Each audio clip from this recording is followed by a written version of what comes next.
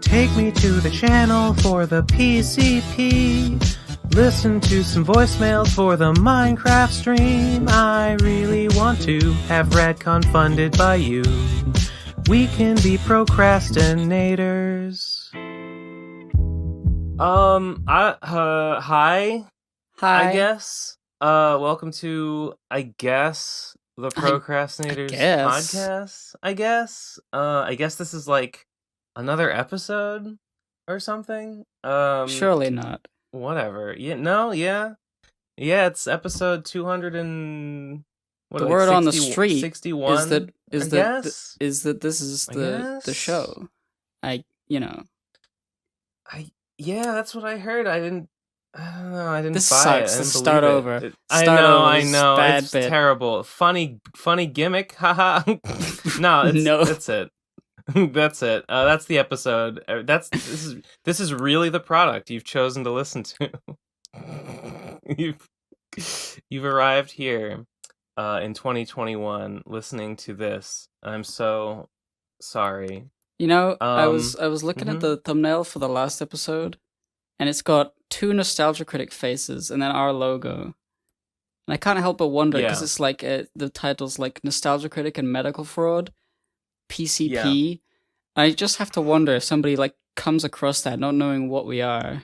What on earth are they going to be thinking?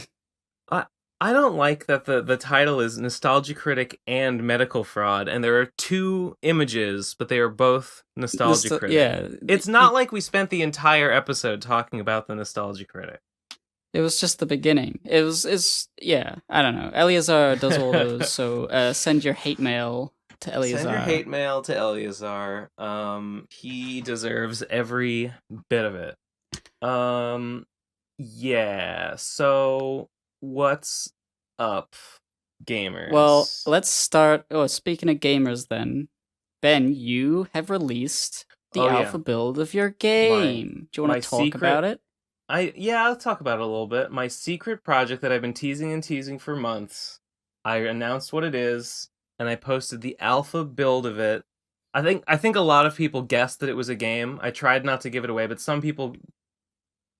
I think the way I talked about it, the fact that I talked about like adding stuff and including stuff, I think might have given it away for some people that it's a game. I just assumed it was a game based on the fact that if it was just another comic chapter, it wouldn't be, I don't know.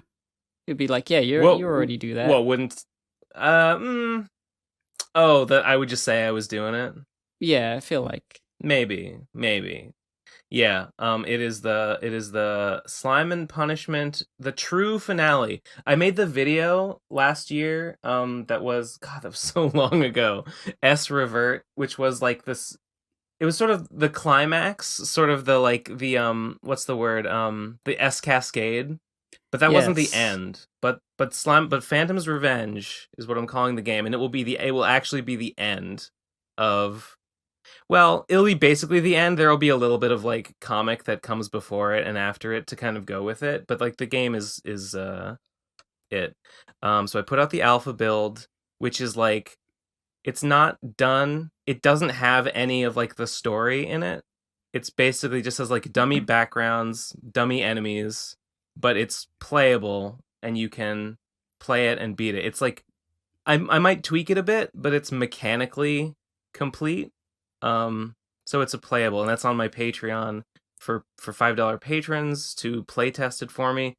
And having a bunch of people have played it, and only I think the number is 5 people who have actually beaten it, because I made it really hard, and I think I made it really hard, expecting that like people would probably surprise me. And there would probably be ways to beat it that I didn't consider.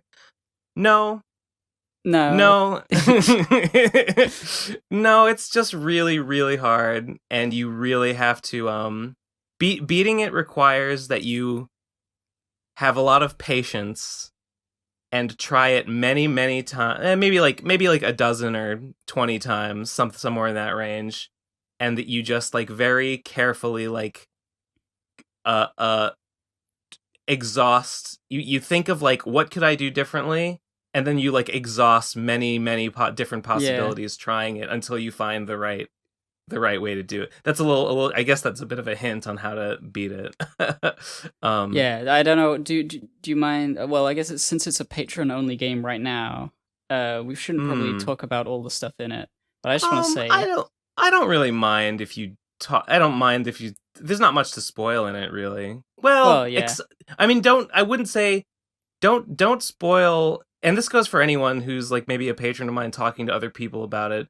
I would say don't spoil like how to beat it, because there are sort of little like things you can think of, and you go, oh, I could try this or something. Yeah, I can't do that because I haven't beaten it because it was too hard. Yeah, wait. I want to shout out everyone who's beaten it. Really, because the list is like so short. Hold on. I'm gonna look in my patron channel and search images, because when you beat the game, it shows an image that gives you like stats to like what it shows you some data about like how you beat it and like what your numbers were at. And this was just for like me to obtain information. But like, because it is so the ways it can be beaten are so limited, they're all like exactly the same. Yeah, I figured.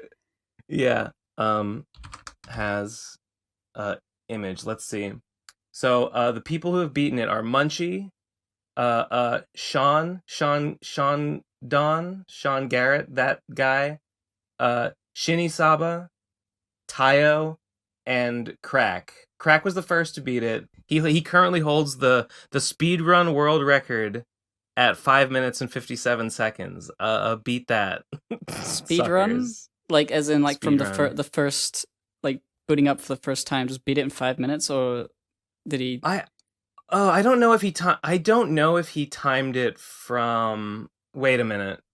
You know that seems impossible to like figure it out so quickly and to do it perfectly. That.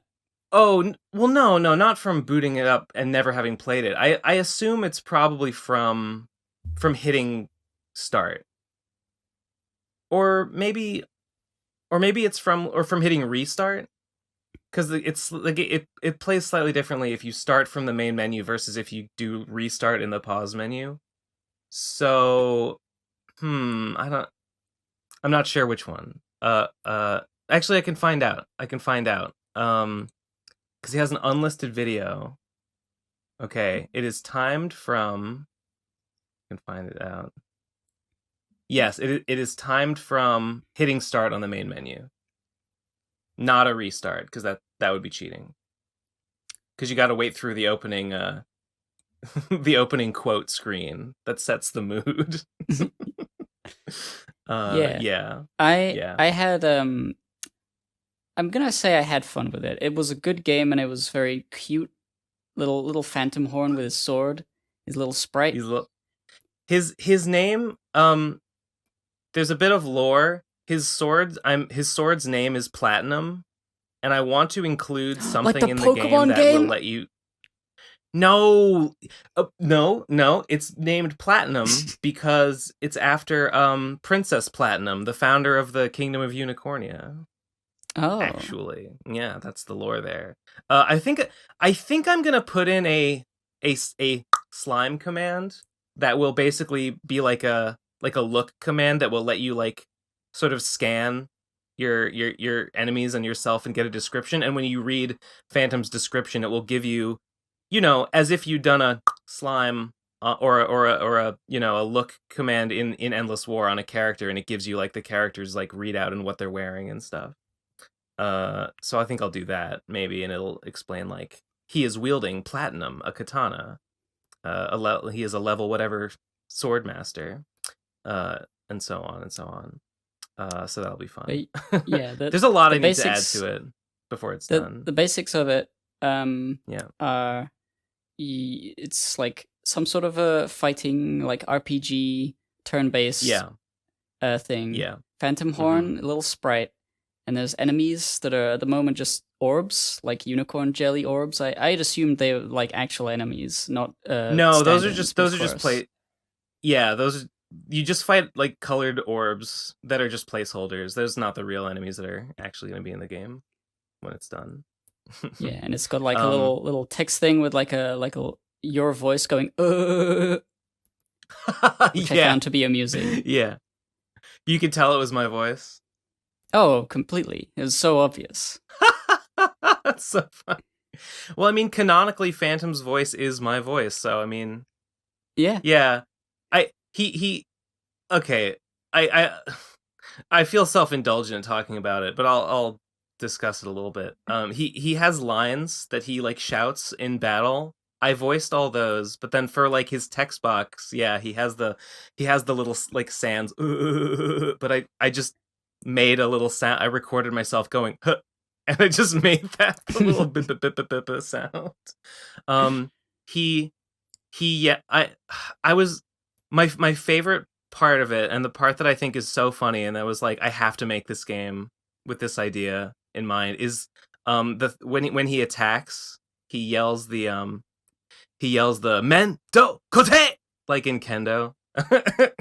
Just like I was just like months and months ago, like before I started working on it, I would think about it and I'd be like, it would just be so funny to have Phantom Horn doing that. And you know what? Has he ever expressed interest in kendo before that, or is it just sort of a? Well, in Slime and Punishment, he learns to fight, and he fights with a katana. So, only in that. I mean, and you know, it's implied that he is trained with a katana in the dojo. But I just decided, like, you know, I used to do Kumdo, and I feel like Phantom Horn is me in a lot of ways, and so I'll just migrate that element of myself into him. And I think it makes sense that he would be very by the book. Like he would have like bought like a book about like kendo forms and like practiced them, and like, you know, he would say the lines at the appropriate time like you do in the sport. Just seems appropriate. Just seems like what he would do. Yeah. I was making more sprites. I've been making more sprites since the alpha launch, because there's a bunch of things that I kind of just put placeholder animations in that I want them to look better. Like when he drinks the fuck energy in the alpha build now, there's just one frame of him like holding a can to his mouth. I would really like to add them so like there's 2 frames where he's kind of like the can is sort of like moving as he kind of like chugs it like and then I think I would like to like have him like either like crush it on his forehead or like slam it on the ground afterwards or something. I just think it would look cool. I was adding things like that in. That's where my mind's at. The sprite work is really nice. It's like he's got a little phantom horn with his sword, and he's got this. Every time he does the sword slashes, when he says the words, he does a different pose. I think you mentioned that to me. I was like, oh yeah, it's kendo moves. When he does do, he does like a side slash like across the abdomen, and when he does men, it's he holds the sword up high, and then when he does kote, it's kind of like middle forward as he slides forward. He knows his kata. He knows his forms. He's trained. He's trained in the art of the blade. While you were having sex, he was studying the blade. While you were partying. It worked out for him, I guess. For the people who could beat the game. Yeah, for him, he's got to take his revenge, and this is the only way. This is the only way he can do it.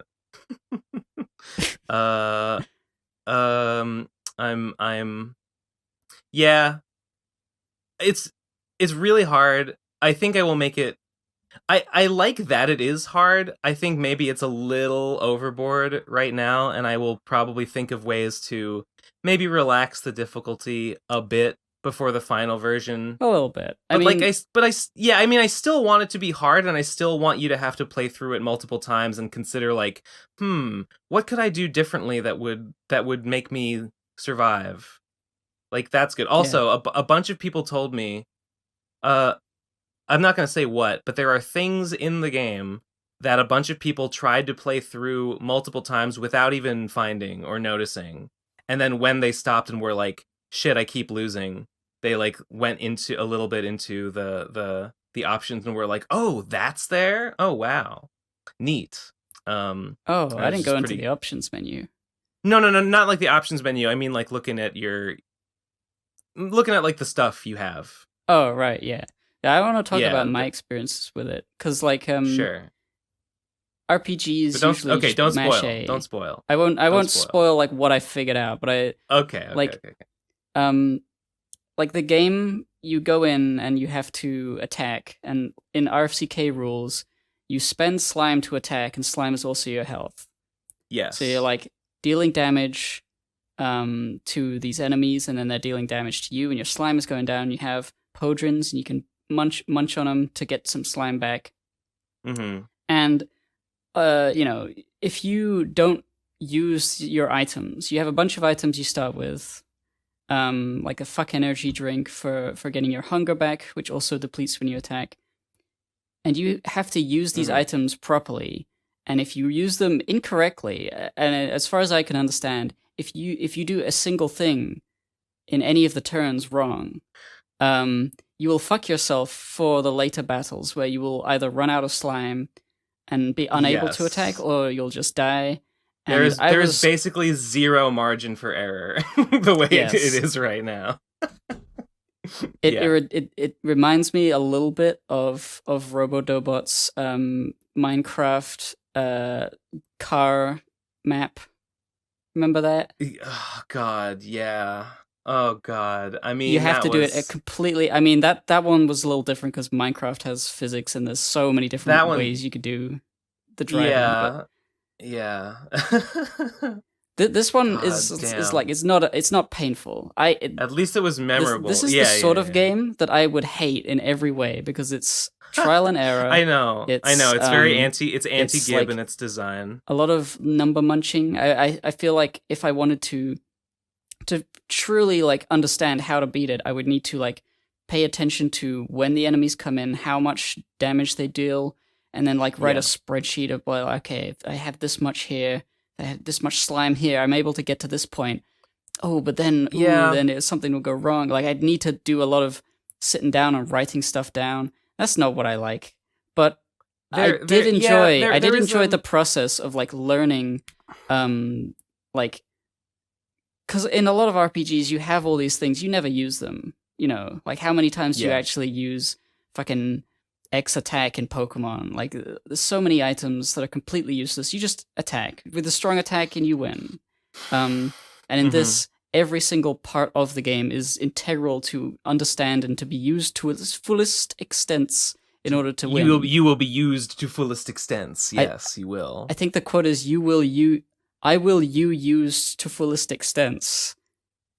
I thought it was you will be used to fullest extents. That's why I found it so funny. It was because it didn't make grammatical sense at all. I will used to fullest extents. Wait, you there? Shit. God, my headphones died. Oh. Hey, give me a sec. Classic Ben.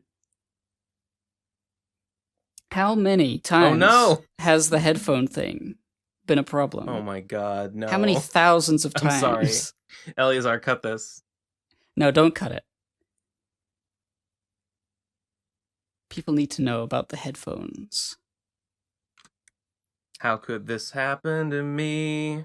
I made my mistakes. Hey, you there? Nowhere to run. The night goes on. Hey, I hear you. Away. Okay, cool. Hey, cool. Okay, yes, fullest extents. I'm back. Oh, I wanted to say about it that like in terms of the difficulty, it's very exacting, but the way because it's like it's a menu-based turn-based RPG style battle. So like you only have limited options. And so I want to when you're playing through it and trying to figure out how to win, I think you go through a process where at first you kind of have to come to grips with like, okay, what options do I have available? And then you kind of are like, okay, here's the things I can do. And then, so how can I best employ these things against, the configurations of enemies that I'm going against? And then eventually you figure out like, oh, okay, if I use this at such and such a time, then I can get through this section without taking damage. It's and like that's genuinely like a cool, like unique thing that I hadn't really seen in a game. I feel like it's like being thrown into a Nuzlocke, except I hate those. But like you need to know your shit, and when there's only a small amount of shit to know, like the items you have, the turns that it takes, the health you have, and the damage the enemy does. Once you know all of the variables, and there aren't that many variables to memorize, it feels like it's doable, so it's not annoying in ways that it would otherwise be if it was like part of a larger RPG. When you're like learning it, I think there's that first phase where you're figuring out what your options are and how they should be used. And then once you get that down, then there's like, you're not quite done yet, because then there's like, okay, now I understand how to use this stuff, but now it's a matter of like trying over and over again, or trying a bunch of times to like use them in different use them in slightly different ways, and just kind of experiment with it until you find that perfect exact combination of like moves that results in victory. And I think that like the first part is good difficulty, and the second part is like not as fun difficulty. So I would kind of like to maybe increase that first part of like the understanding the complexity, and then decrease the second part, so that like once you get, okay, these are my options and these are how to use them, then that's basically when you win. Yeah, because I got to a point with less sort of trial and error of like, okay, did this work? No. Did this work? No. Did this work? No. Did this work? No. Okay, that finally got it. Yeah. That's where I was getting, is like I got pretty far. I learned a lot about the ways to get to a certain point in the game, but then I was running up against a wall of like, I'm not sure on which turn I made a mistake, but I did something wrong, and I can't figure out what it could have been. And now I realize that the next like 40 minutes to an hour is just going to be me getting to this point again, and then trying one thing differently, and then losing again, and being like, what is it? And I'd be hitting my head against the wall. That's the trial and error. And tell you, I couldn't bear the idea, so I stopped. Without spoiling too much, I will tell you that I know how far you got. You got most of the way through, but there was a little more. And the bit more that there was that you didn't see yet, I know that you would have gotten there and been like, oh, okay, I understand what I have to do, and you would have been wrong. There would have been even more, and it would have driven you fucking crazy. Yeah. It just didn't add up. There's not enough numbers you can't put them together to create victory. It doesn't make any sense. Do I have to click on a pixel? You can't do it. I get a secret? You just can't do it. Yeah. So I feel like mission accomplished. Well, part of me feels like okay, I should have just known the short strengths and shortcomings of how I balanced it already. But I feel like having had some people test it out and get their feedback really confirmed it confirmed what I feel like I should have already known, but that I didn't really have that much confidence in. Which is like, that difficulty curve information that I just mentioned.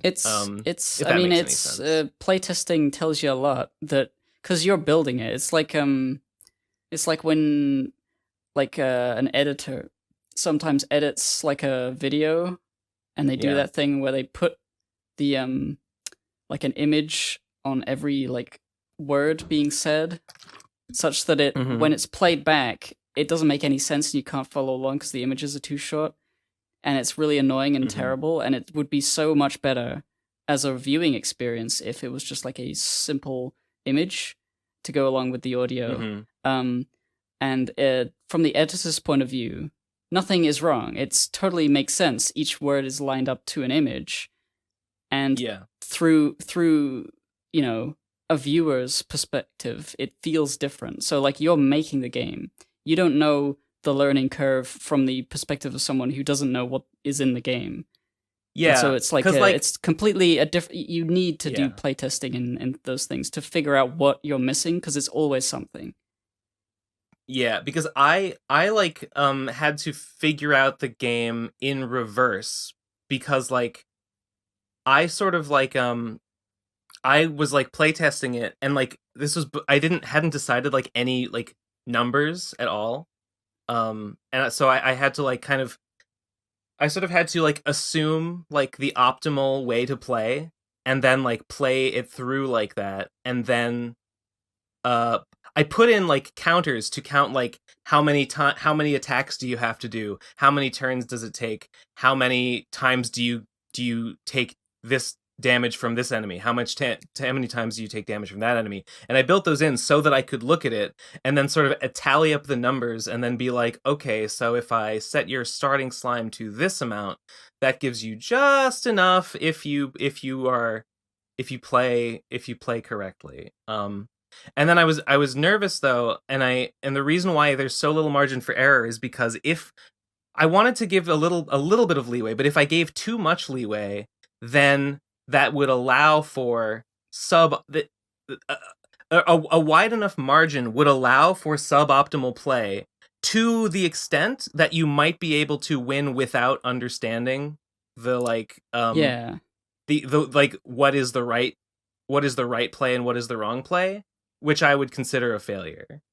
Like if you didn't understand why you shouldn't, I don't know, waste certain resources at certain times, but you did it anyway and you won anyway, I would be like, well, my game failed. You didn't learn what you were supposed to learn. Which is why I controlled it so tightly.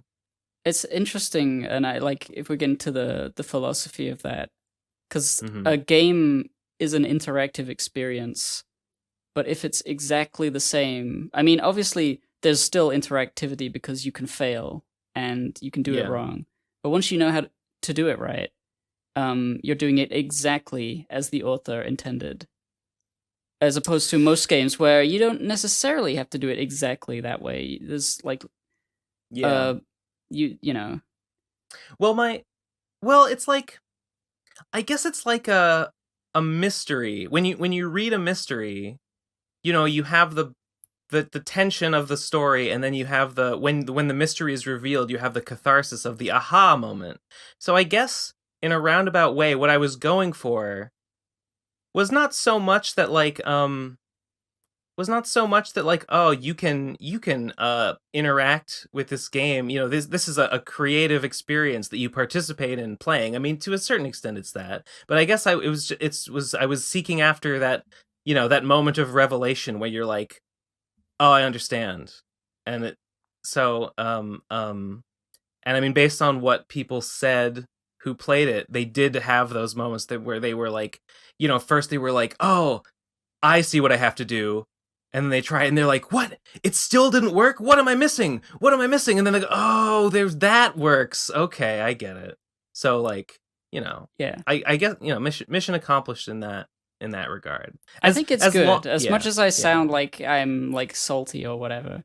No, you don't. It's fine. I am a little bit, because I wanted to see what would happen if I got, but I just got too tired. Maybe I'll try it again soon.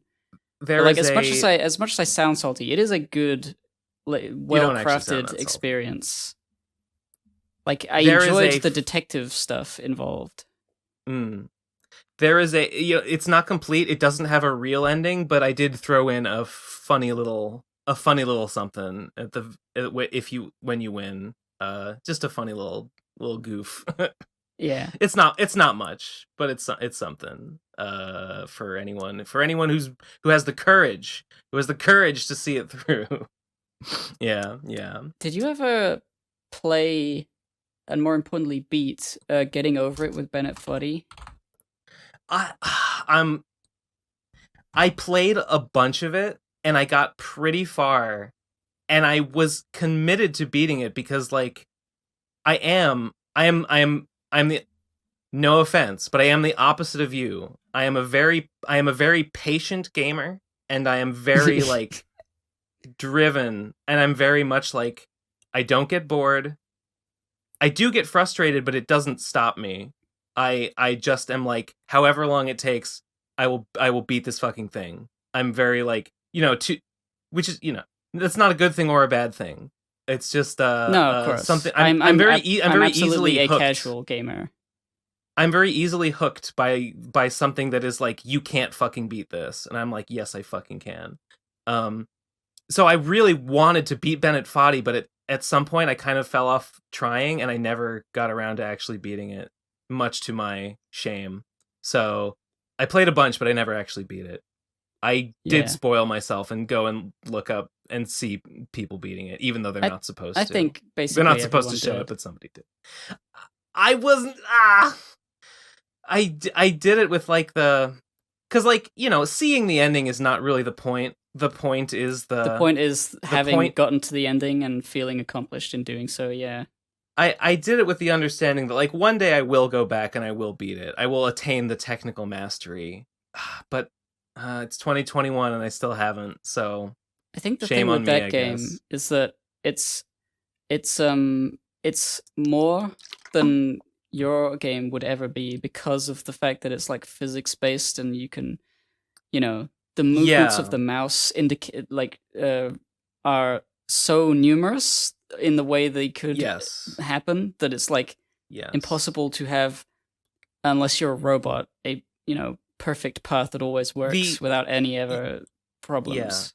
The possible, I mean, in my game, every turn you could give one of a number of different inputs. So like the number of possible inputs is like, I don't know how many turns it takes, maybe like 30 turns or something, and each time there's 3 or 4 possible inputs, so that's like 30 to the power of 4, which is probably like, something like 10 to the 35th, some huge number. But like in Bennett Foddy, it's like every moment, your mouse can have a different position, and it can have a different velocity. And so like every moment the possibilities are like multiplying infinitely. And so like it's like fucking, instead of like Aleph null, it's like Aleph 3 or whatever. It's like it's like multiply uncountably infinite instead of like countable infinite. Yeah. If that makes any sense. I guess it's also like not a strategic thing. It's because necessarily like knowing the right thing to do is not so much as important as being able to have the reflexes to do it, or the muscle memory to move your mouse in the right way. Yeah, there's reflexes and there's muscle memory, but there's also like I mean, you do have to, there are like techniques to learn, like getting up the chimney.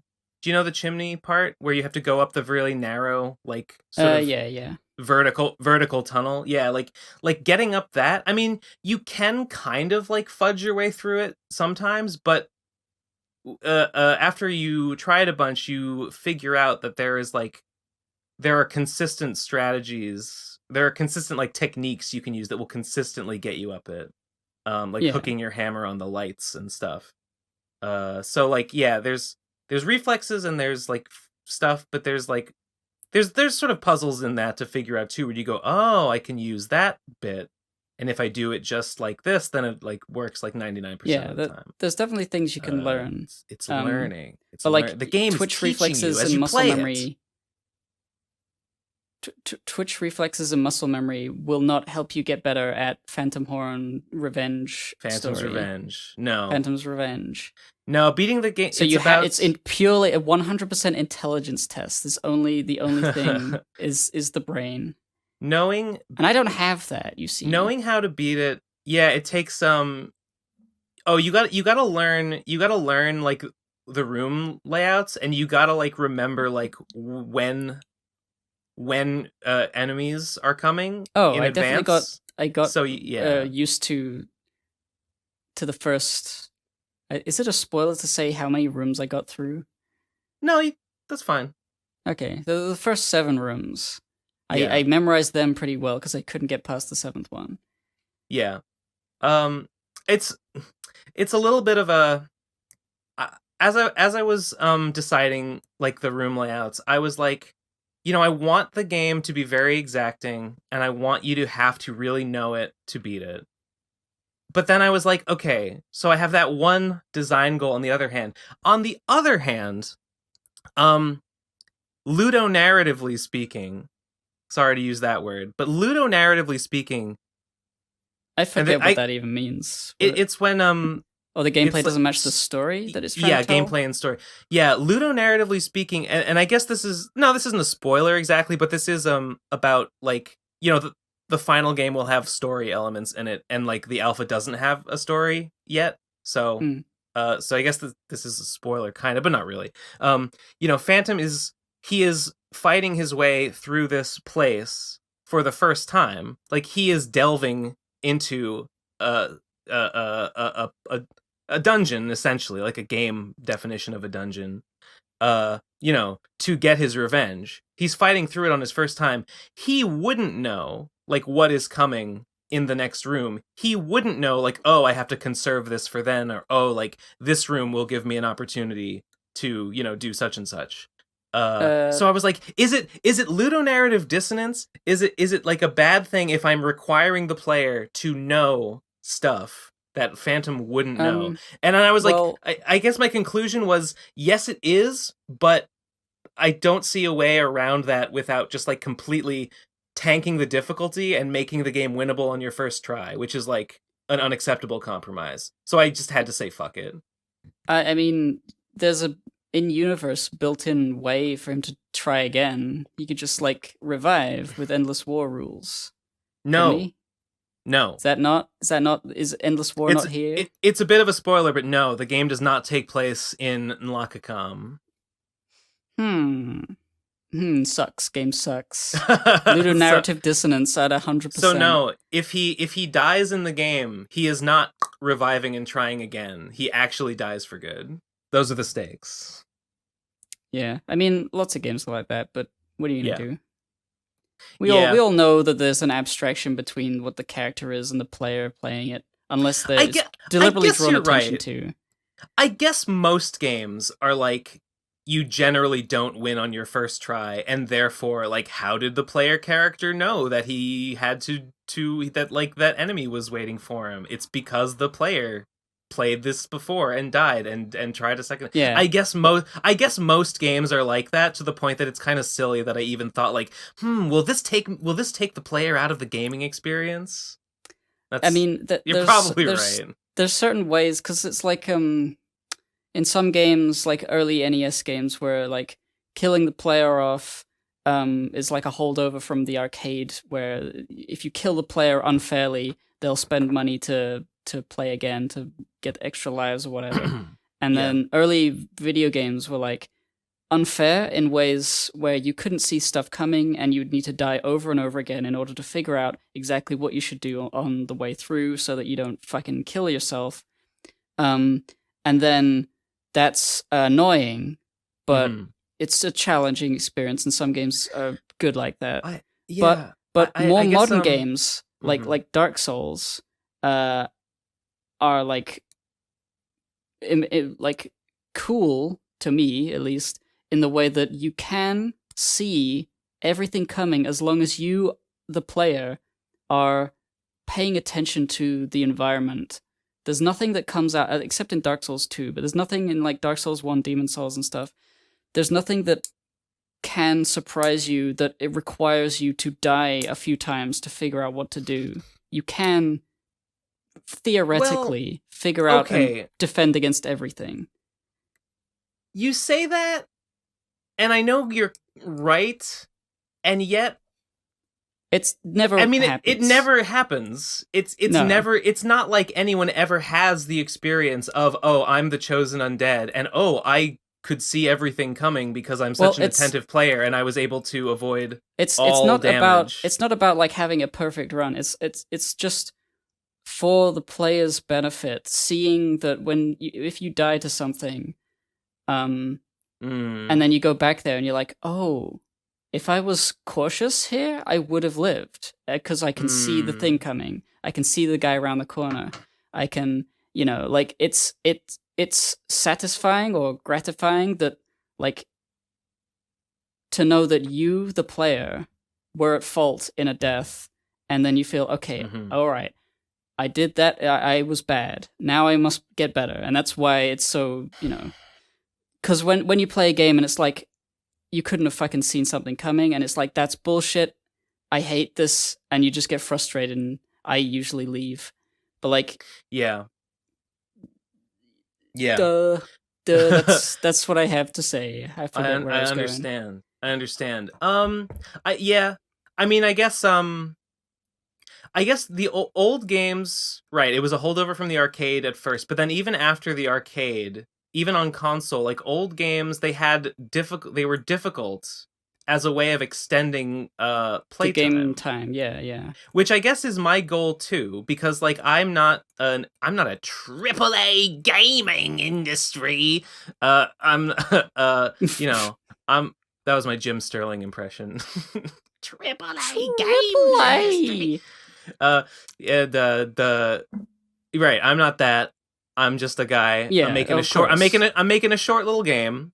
And yeah, making it hard is a way that like, the player will have to it won't be over in, 5 minutes and 57 seconds. Maybe it'll take an hour or half an hour or whatever. Make it a little more of a substantial experience, which I guess it's cheap in a way, but also it's sort of a gaming tradition and probably generally accepted as fine as long as it doesn't push into obnoxious territory. And I mean, each run is pretty short, so I'm hopefully like because it's really bad when it's like, oh, I couldn't have seen that coming. It's really bad when like, oh, you've been playing for half an hour and it sets you back all that way, right? That's why nobody minds that shit kills you all the time in Meat Boy, because you respawn in like 30 seconds and it's just like do it again. So like a run of Phantom's Revenge is only a few minutes, so that's all you can be set back if you lose. The only way it would be bad in Phantom's Revenge if there were too many variables, too many things to try, and like too many things to memorize, to the point where you would have to start writing down like every single encounter, every single turn, what to do, and then trial and error trying everything. But you don't have to do that. You can figure out quite a lot by just, simple logic, like what haven't I tried? Like, oh, if this item, if I don't have any of these items at this point, then I'm fucked. So I got to keep at least one, or something like that, where it's the solution to the problem is pretty obvious. If you run out of slime, it's because you took too many hits, or it could be because you attacked too much. So you learn by the way you lose what you need to alter in the next playthrough. So it's like it's doable. I feel like I could do it. There are I don't know. There are there are a few things that I think are maybe like, oh, okay.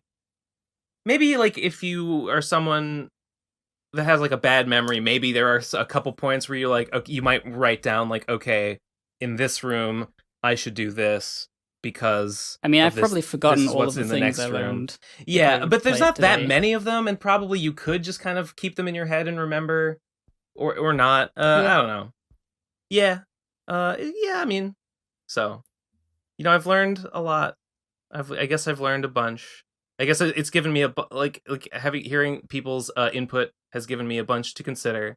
I'm hoping that a few more people will beat it in the coming days before I would like to say that I could have the final version done this month, but I don't know if I could have the final version and all of the the comic pages that I want to release with it, because I want to release a bunch of comic pages that lead up to it and sort of come after it along with the game itself. So I don't know if I can do all of that in this month, but I want to give it my best shot. Oh, and then a couple people asked, this is the thing that I was waiting for, that I wanted to have done before Sonichu 102. So when Phantom's Revenge is done and it comes out along with the final pages of Slime and Punishment, then I will finally be ready to be like, okay, mission accomplished. I can I can finally release Sonichu 102. So that'll be a glorious day. It'll all come together at last. last. It'll all come together. I love it when a plan comes together. This is my long game. My stupid and probably pointless long game, but I just had a vision. It's just like Phantom's Revenge itself. I don't know if it's good or bad. I just have a very specific vision, and I feel compelled. Like I must make reality. I must make reality reflect this very specific vision that I have, and it will be this way or it will be no way, and that's how it is. It's really exciting seeing this little project, this game. I'm excited. I'm fucking excited. It's legitimately cool. It's like it's obviously not all the graphics are there yet, but the stuff that is there is really good. It's very, very like solid. It feels like more I don't know if well built, like solidly built is the right term, but like the like first page of the Champion had that little video game thing. Yeah. And it feels a little like more advanced from that. Yeah, and I mean obviously it's a lot more advanced because there's like actual gameplay. But like that's this game actually has numbers in it.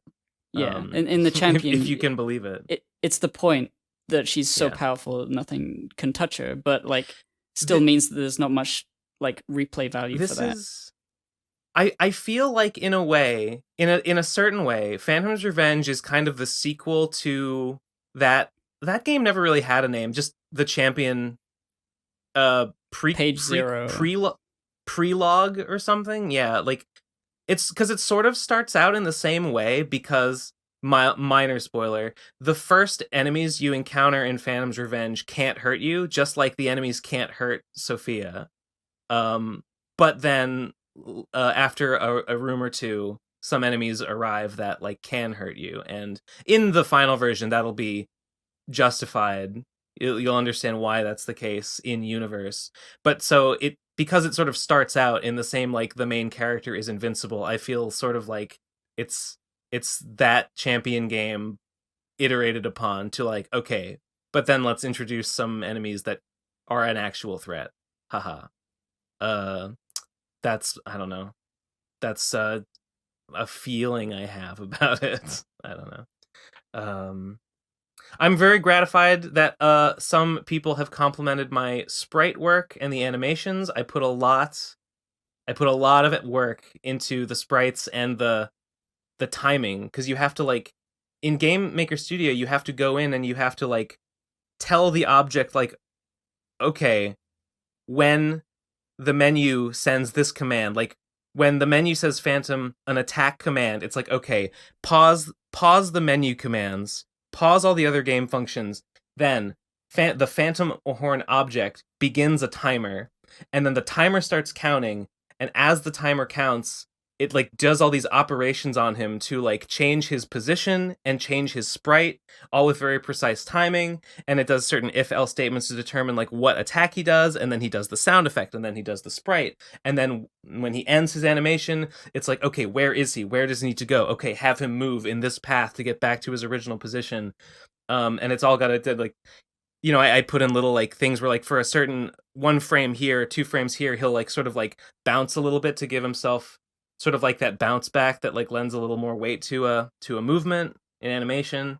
And it's just a lot of little bit, and he does the him and other things. They do the, when they move and they land at their final position, they have a little like sort of dust cloud that kicks up from their feet where they move to sort of give it the sense that polished. Like they've stopped their movement. Yeah.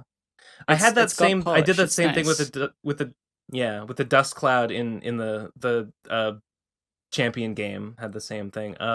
So I put a lot of work into that, and so it's nice that some people appreciated it, and I'm like, yes, I did it. I did a couple of good things, and I don't know. I want to add more, like the drinking animation. I want to improve and stuff. Oh boy. Was I gonna? I feel like I might have had one more thing to say about that, but we've talked for like 45 minutes about that. We can move on. It's a big moment. But yeah, it is a big moment. It won't be. It's not as big as when the final one comes out and people can actually play it. That'll be the real. Yeah. That'll be the real Poggers moment. I gotta get my secret project off the ground. It's still. I mean, since I've been ill, it's been like paused for a while. Whole last month, I didn't really do anything with it. Why be paused when you can be pogged? Why pog when there's nothing to look at? How can you pog when there's nothing to pog at, Ben? Did you see on Twitter this week there was some sort of kerfuffle about pogs, like PAWGs? Do you know what that is? Fat ass something.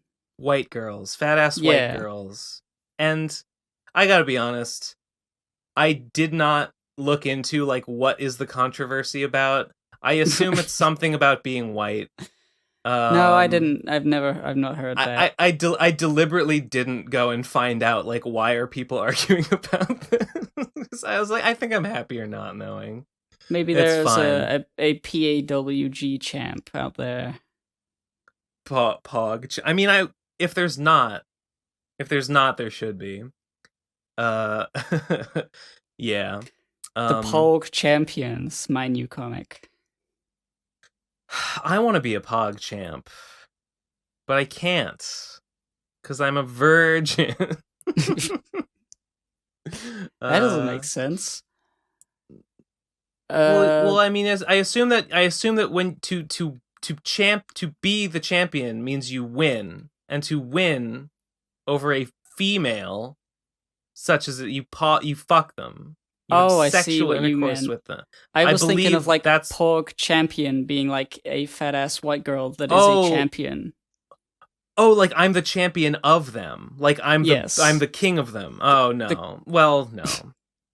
No. You're the fattest, whitest girl there is. If only. No. Yeah.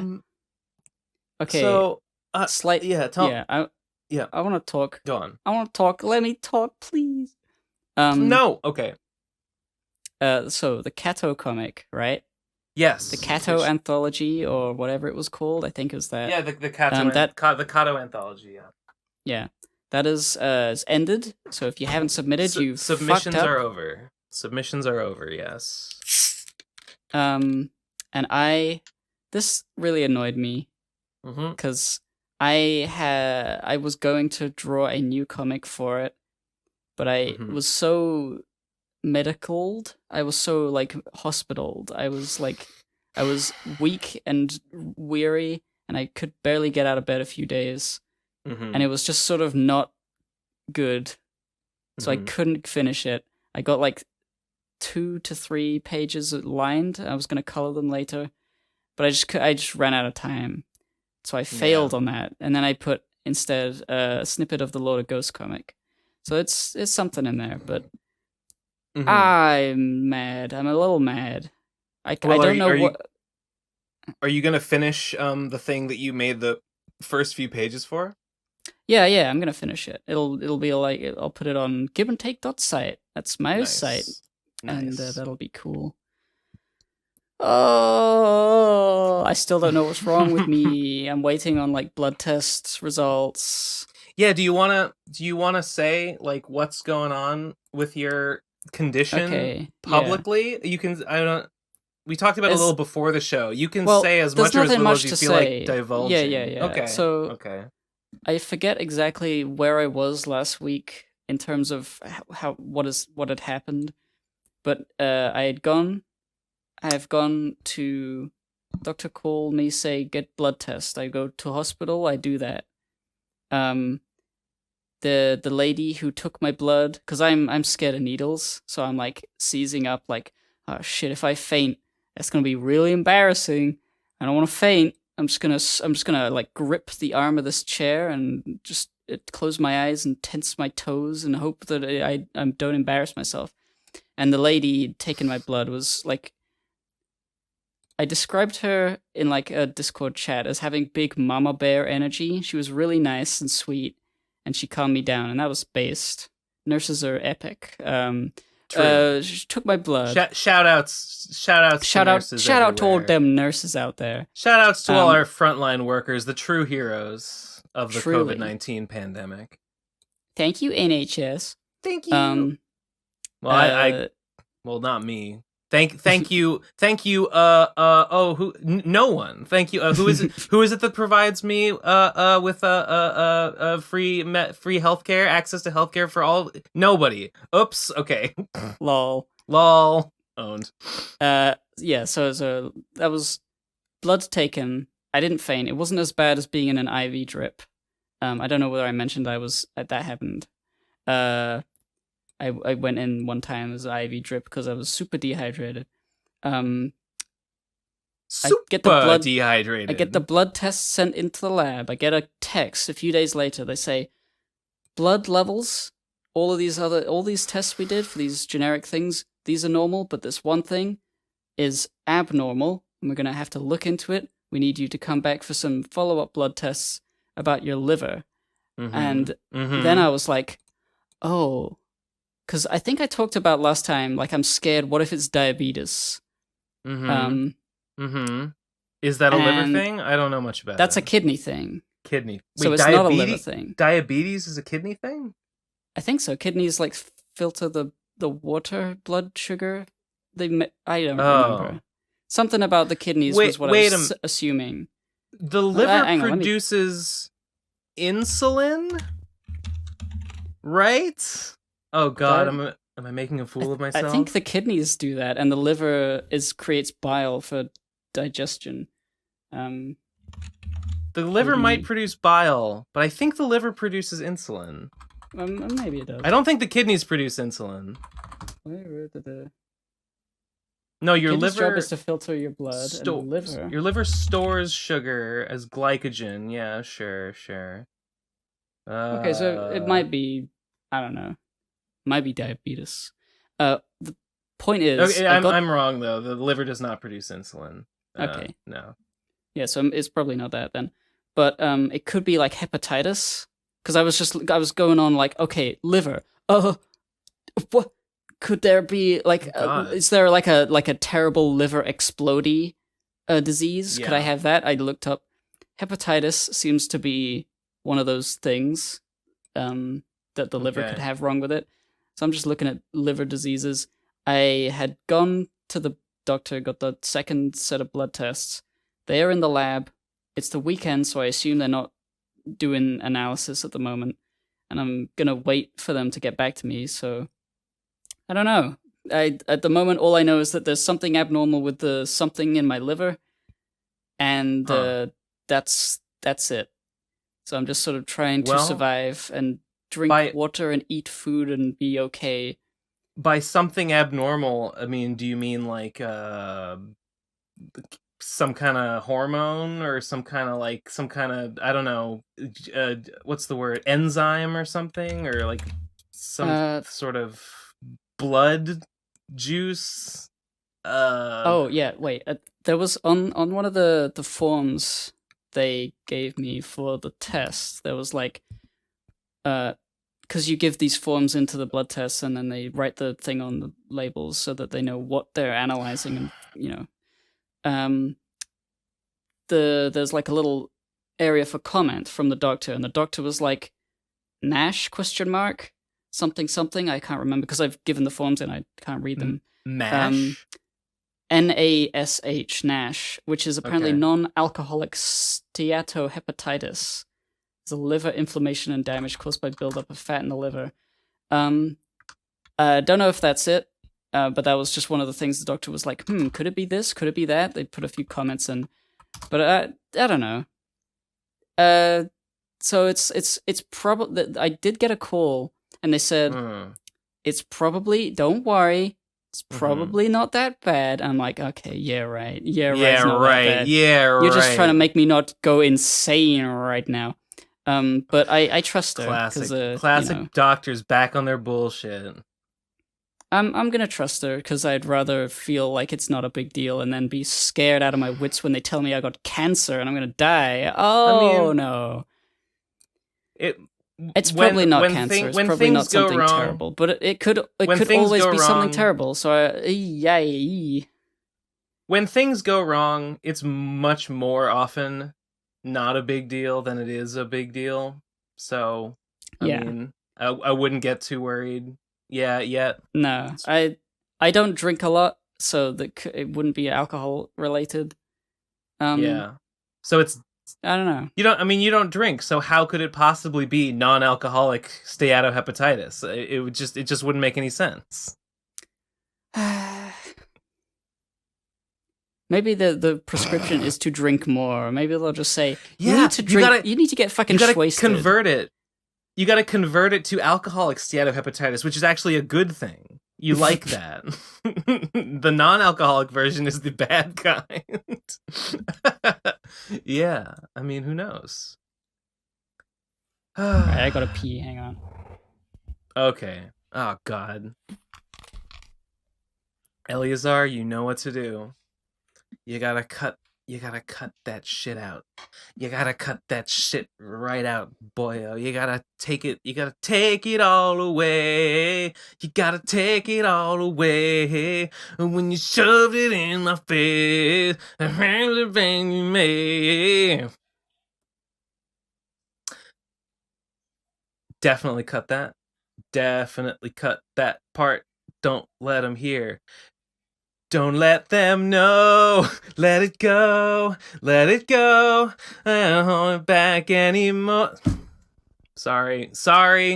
People have been saying in the comments that they want to hear me sing more because they like the Chug Jug cover. I considered recording like a full version of that or a longer version, at least with one chorus, with one verse. When I sat down to like decide what the words would be, I tried to write a verse and the chorus, but I got stuck. I'm not very good at writing lyrics, so I got stuck writing them, and I just decided to only write. Oh, I'm talking about the Chug Jug cover that I sang, and how it's only the chorus, and how I meant to make it longer, but I just was lazy and only did the like 3 lines. I'm very particular. If I can't think if I can't think of a good lyric that is like funny and not awkward and doesn't make me cringe, then I am like, no, it's no good. Throw it out. Won't do it. So I just cut it down to its bare essentials. That's all. Anyway, to put a cap on the Gib is diseased thing, I don't know anything yet.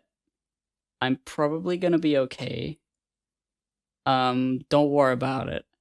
But if you wanted to know, I'll follow it up if they come back with the test and they say you have something, and I'll just say I have something, and whatever. Like, I don't want it to be like a fixture of the show, but I also don't want it to be a fixture of my life. So I'm gonna try and figure it out. We gotta have Gibbs disease corner every week. Gibbs mystery disease. Guess. I could get a new one every week. Guess the ailment. Yeah, cool.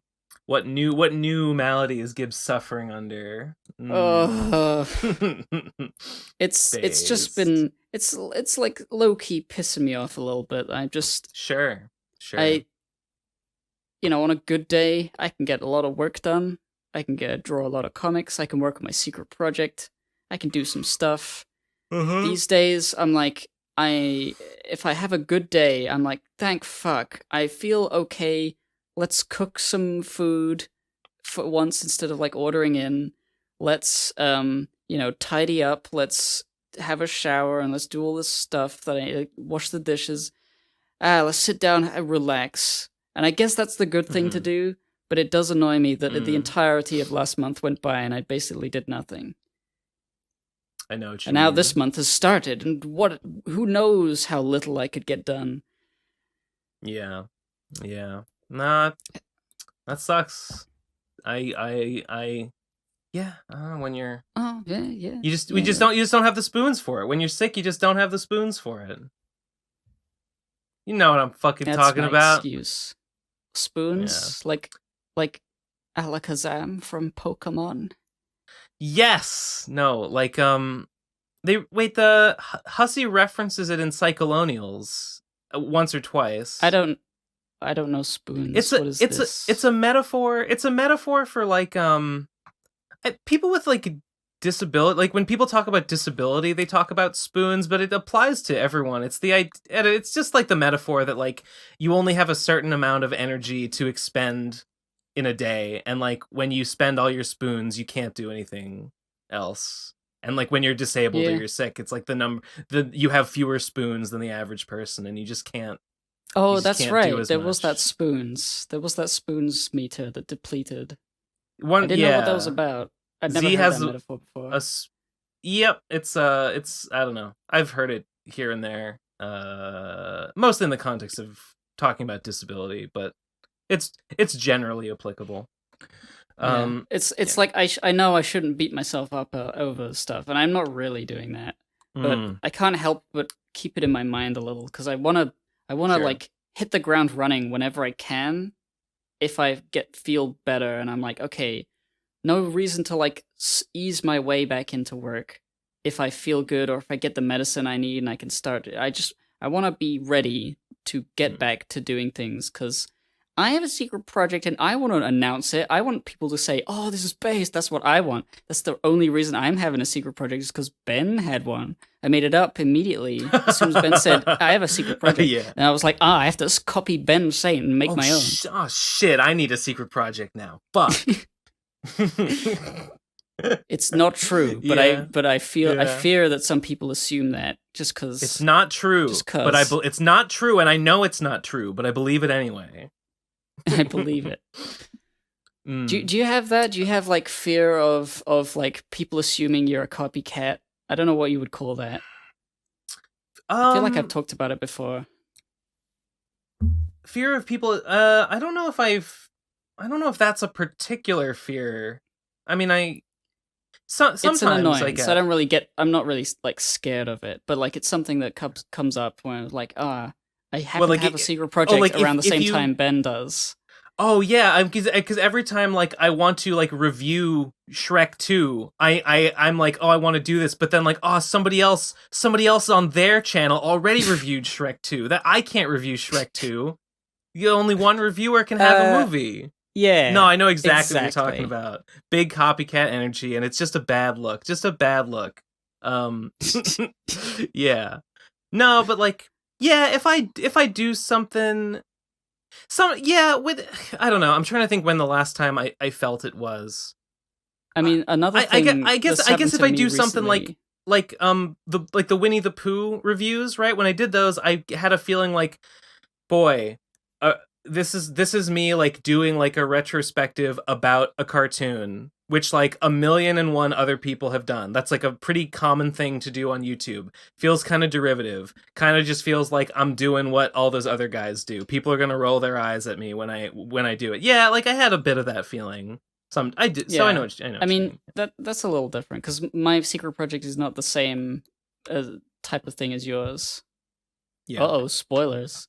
Yeah. Well, but there's other things like I've seen this and it annoys me a little bit. I'm not that bothered by it, but like when people ascribe like my transition to Digi or Trixie, I should say. Sure. Like Trixie transitioned and that like put in motion me, and I'm like, no, you don't understand what was going on in my head before that point. No. And there was even a moment in like at Radcon 4 when I was wearing like the punk cosplay or the swimsuit for the calendar shoot. Like Trixie was not like going for feminine at the time, No. And I was She kind did, of like, going for feminine. Yeah. She did like the. And I feel like she was inspired by the way I looked, and I was like, "Oh, that's cool." But now people, just because Trixie came out first, people think I'm not copying anyone. I think didn't she say specifically that she was kind of inspired by she probably said it about other people, and I don't know, but she did say Nate looked, I think. No, she said she told me that like the way that I looked was like it was like something the makeup. Yeah, with the eyeshadow and stuff. She said that like that sort of. So it was probably just all of us, just like seeing all of us like go for the girl whole thing. Look. I think. Whatever. Yeah. More accurately, it wasn't like anyone came first. Yeah. It was the idea of it was put forward, and then when we actually had to do it, some of us was like, oh. Uh-oh, I like it. Uh-oh, this isn't good, or is it? And that was that. Right. Lamau. Well, I wouldn't know about that. It is a Lamau moment. A big Lamau moment. No, I like the eyeshadow, but in like a I'm a cool like goth but in like a guy. super masculine way, like in like a super masculine way, though. In a real testosterone-based way. I love in a very toxic masculinity kind of way, like really fucked up. Like I'll punch people. Yeah. Not to imply that you have to transition because you like makeup. Makeup can be for everyone. That's true. But sure. I don't understand, but I empathize. I don't know. How about I just say okay? How about I just say okay to all that? Fine. Right. So there's no pressure necessarily to do anything. Okay, lol. Yeah. Don't worry about it, Ben. No, I'm being peer pressured. It's mostly a joke. I'm being peer pressured. I'm being indoctrinated into the cultural Marxist cult. Yeah, these pink pills I have here, they're just like props. They're like theater props. I'm gonna abolish capitalism one of these days. I'm gonna do it, and it's all your fault. Please do. Please. Okay. Cool. Very good.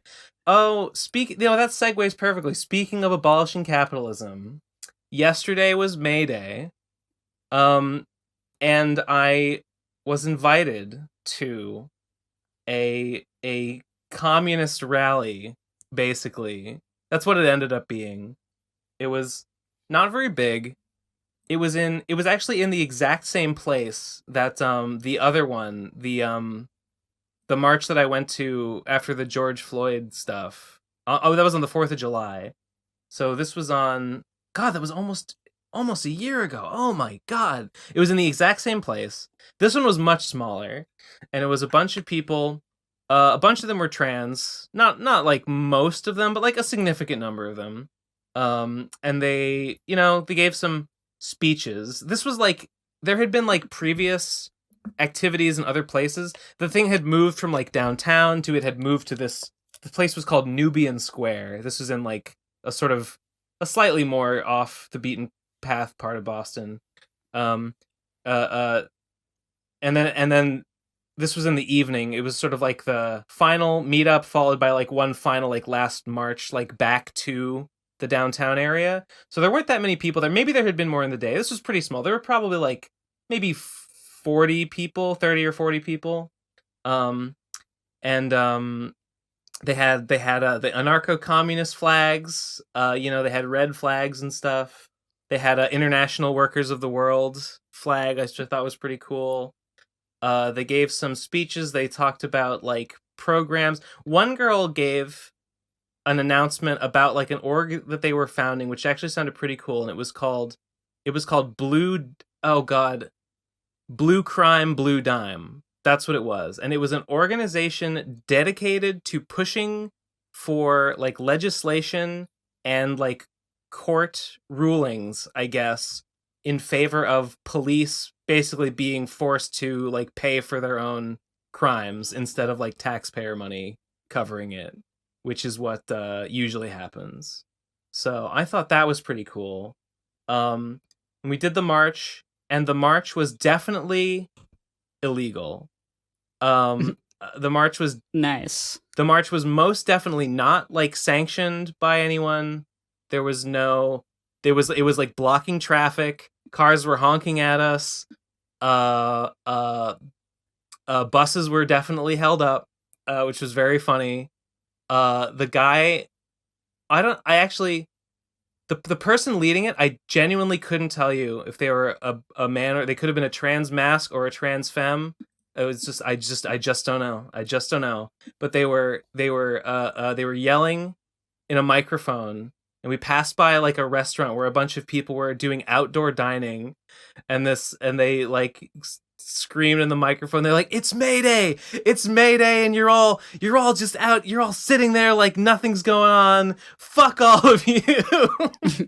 And I'm like, woo! I'm laughing. I like it. I think it made cool. I think some people found it a little like, what is this accomplishing? What is this doing? What is this really helping? And I'm like, oh, nah, it's great. Nah, it's funny and it's cool. It's good. I like it. I'm totally on board. I'm in the road. I'm blocking traffic. I stand in solidarity. What are they gonna drive to anyway? Somewhere? What do they gotta drive to? Home from their jobs to see their kids? God. Give me a fucking break. There was an ambulance. And we did like the announcer was like, everyone like gets to the side of the road, we gotta let this ambulance by. And we did. So we're complete monsters about it. No, it was good. It was great. What's the point of a protest? What's the point of a protest if it doesn't disrupt anything? Like, if nobody is inconvenienced, True. If no one is inconvenienced by it, if you get we scheduled this with the local government, and like they cordoned off a little section of the road, and like they cordon it off, and like they're gonna get a police escort, get us through, it'll last from exactly 5:15 to 6:30. During this time the roads will be closed. Here there will be like an alternate route laid out on the path. Like, it doesn't do anything. Like, the point of I guess a journalist would go and have a look and stuff, but that would be about it. I guess, like, that's all fine. If you get your fucking protest like approved by the local authorities and scheduled, like, that's fine. No disrespect. But like, thinking back. I don't want to compare myself. I don't want to compare myself to like a fucking one of the people doing like the civil rights movement under like Martin Luther King, or I don't want to compare this to that. I don't want to aggrandize it like that. But I mean, those people did like sit-ins in diners, for instance. And like, that was the point. Literally the point of that was to inconvenience people. And like, not even like the government. Just like random people, and it was just to make a point and to make a public spectacle. It was, yeah. I mean, the idea is to get it to the point where the government has to do something to alleviate the situation, thereby causing the government to pay attention to whatever was happening. And did it inconvenience, random everyday people just trying to go about their lives who had done nothing wrong? Yup, it sure did. Yes. But like, so what? So what? You can look at that. Price to pay. You can look at that fact, and you can think to yourself, well, small price to pay. Or you can be like, people should, maybe they should be a little more civil. Maybe they're pushing a little too hard for civil rights. Scoob. I kind of think that Negro liberation maybe we're not ready for it just yet, Scoob. Maybe they should just stay in their lane, Scoob. You know what I'm saying? Why, Shaggy, why? He's learning. He's getting better. He's getting better. Who would He's have not a known? Nazi any. He's not a Nazi anymore. We've de-radicalized him. He's got a lot to learn, but he's getting better. I promise. Who would have known that Shaggy would have been that guy, and then Fred was like the hardcore leftist.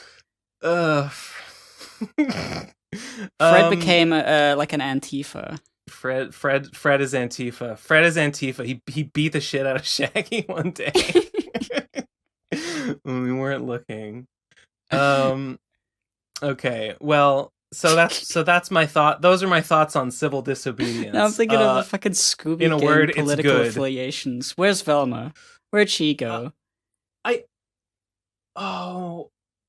There's a really funny video. I don't know if it's from a stream or something, but it was tweeted by Means TV. You know Means TV? Nope. It's the same channel. It's the same people that made Nyan Cat, but they rebranded themselves into just like a full-on like communist like media collective that is like a they're like a worker, they're like a co-op, they're like a cooperatively run fucking YouTube channel / Twitter account / just sort of like a social media, I mean, empire, I guess is probably overstating it, but a brand, if you will. And this video, it's a guy like going through the entire roster of like the latest Mario Kart, going through all the characters, all the different variations of Dry Bones and all the different like Koopalings and stuff, and being like, yeah, this guy's like a hardcore Reaganite. Yeah, this guy's Antifa. This guy is like an anarcho-primitivist. This guy is really into Bitcoin or whatever. Do they have reasons, or are they just looking at them and saying statements? He does give a little bit of justification for most of them. I'm probably not doing it justice because he does kind of explain why he thinks it, and it's really funny. Baby Luigi's a fascist. I don't remember. One or two of them were Oh no, well, Bowser's a fascist, obviously. But there was more to it. They weren't all like super obvious. I'm not doing it justice. It made me chuckle a lot. I wonder if I could find that. I saw it like months ago. Baby Mario's an anarcho-Bidenist. Yeah, he's a Twitch streamer. He's a Voshite. He's a Voshite Twitch streamer, a debate bro. Lol. So that was my May Day. It was pretty. What if a political race had blue shells? A political race? Like the race like of Koopas? like in like politics, where they say it's like a race. Oh, that's what they did to Bernie. Bernie was the front runner in the DNC, and then then Biden fucking blue shelled him. So true. He was in last place. And he got the blue shell, and it changed everything. It was the worst. Motherfucker. It was malarkey. It was pure, unadulterated malarkey. Anyway, that was my May Day. I have notes here. I have a couple of notes on my notepad. There's one sad story that I have to relate. I think, okay, before COVID, there was a thing called MICE, which stands for Mouses? The Massachusetts Independent Comics Expo. And once a year, at a place pretty close to my house, like 2 fucking bus stops down from me or whatever, or train T-stops, they would have this thing, and it's basically comic artists go and they have tables and you can buy their shit. And I hate it. I hate going to it. But it's because I don't want to buy anything. But for a couple years now, I have wanted to like try tabling, because like I've never tabled at a con or anything, but it's a thing that people do, that people like me do, people that sell comic books or whatever. And I feel like MICE would be the perfect place to do it. And I should really see if they're gonna have one in 2022 and see if I can sign up for one. Because I still want to do it next time they have it. But last time, I think this would have been late 2019, I went to it, I hated it, but I did meet a couple of famous people who I knew. Casey Green was there. He was sitting at a table. He was selling his shit. Hey, And there was also, cool. you know Casey Green. Yeah. Yeah. Do you know? You might not know this other person, Abby Howard. Nope. Okay. Well, she does she did comics. I think she's does a lot of like more commercial illustrations for like children's books, a lot of like zoology themed like kids texts and stuff, I think is what she's doing a lot of now, but she used to do comics, but the reason I know her is because she got her break, I guess you would call it, on she was on Strip Search. She was one of the contestants on Strip Search. She didn't win. I think she was one of the finalists though. And then she went on to do a Kickstarter for a comic she had come up with in the course of that show. The comic was called The Last Halloween. I think the Kickstarter raised like $50,000, so pretty good. Anyway, she was there and I said hi to her. She was on it, and I was like, "Can I get a picture with you?" And she was like, "Yes." And I got a picture with her. And I realized yesterday, I think I lost the picture. I don't think it exists anymore. I think it was on my old phone that I lost at that bar. You know, early last year. Yeah. I lost my phone at that bar, and it was the worst thing that ever happened to me. Did I talk about that? You did talk about losing your phone and how I went back to the bar, and the bartender like sneered at me and like glared at me like I was like he hated me, and I felt like so bad.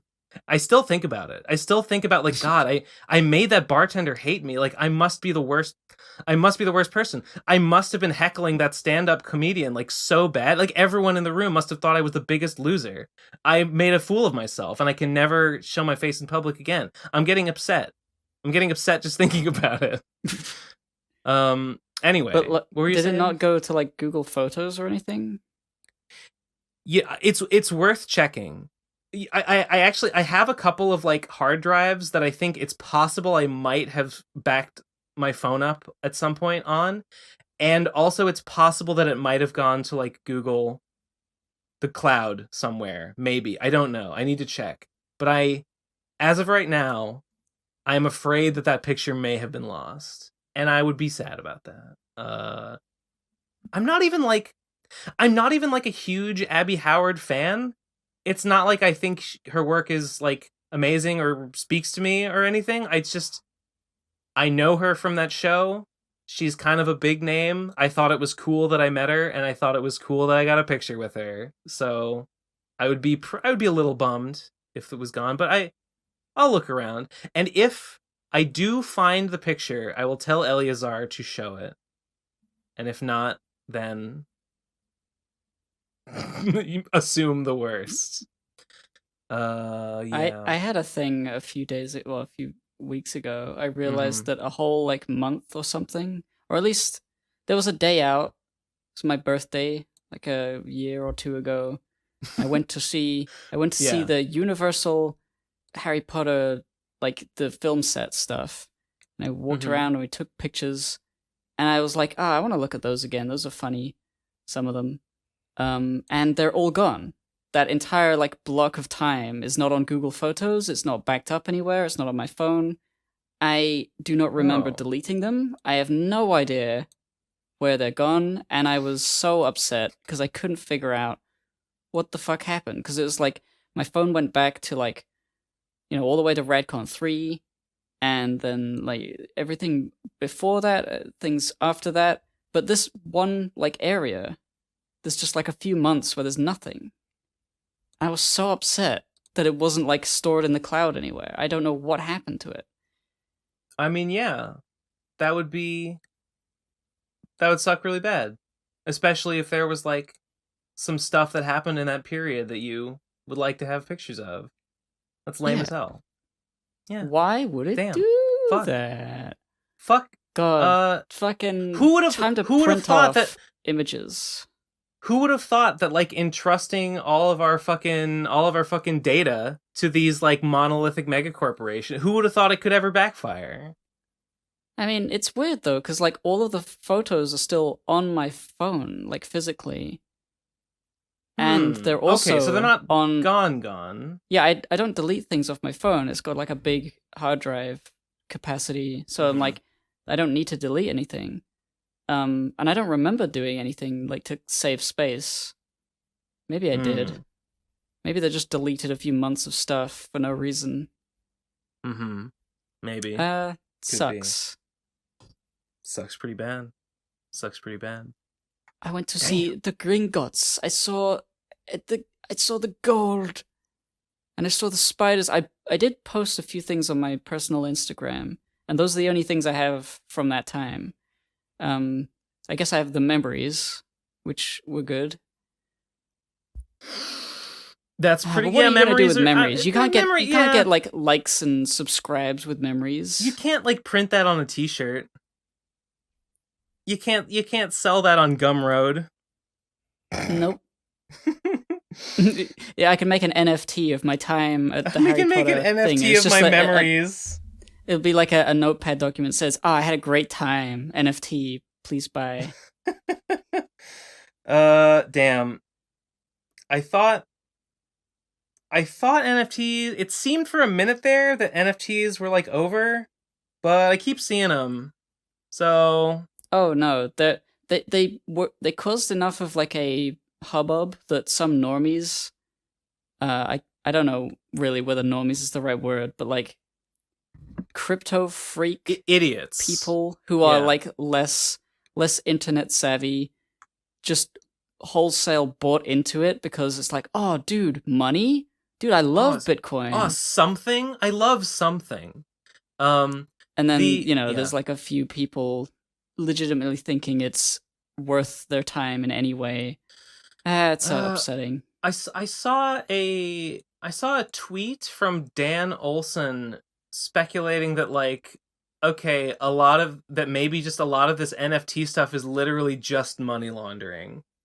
Like it's just rich people with dirty money doing this NFT thing as like a cover for just like moving money around in a way that like will hide it.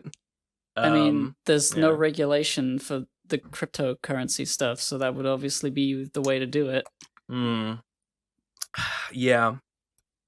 Which, honestly, if that's true, I hope that is true, because it makes me less sad than, like, thinking that, like, a real consumer market for nothing, which is what NFTs are, like exists and like will continue to exist.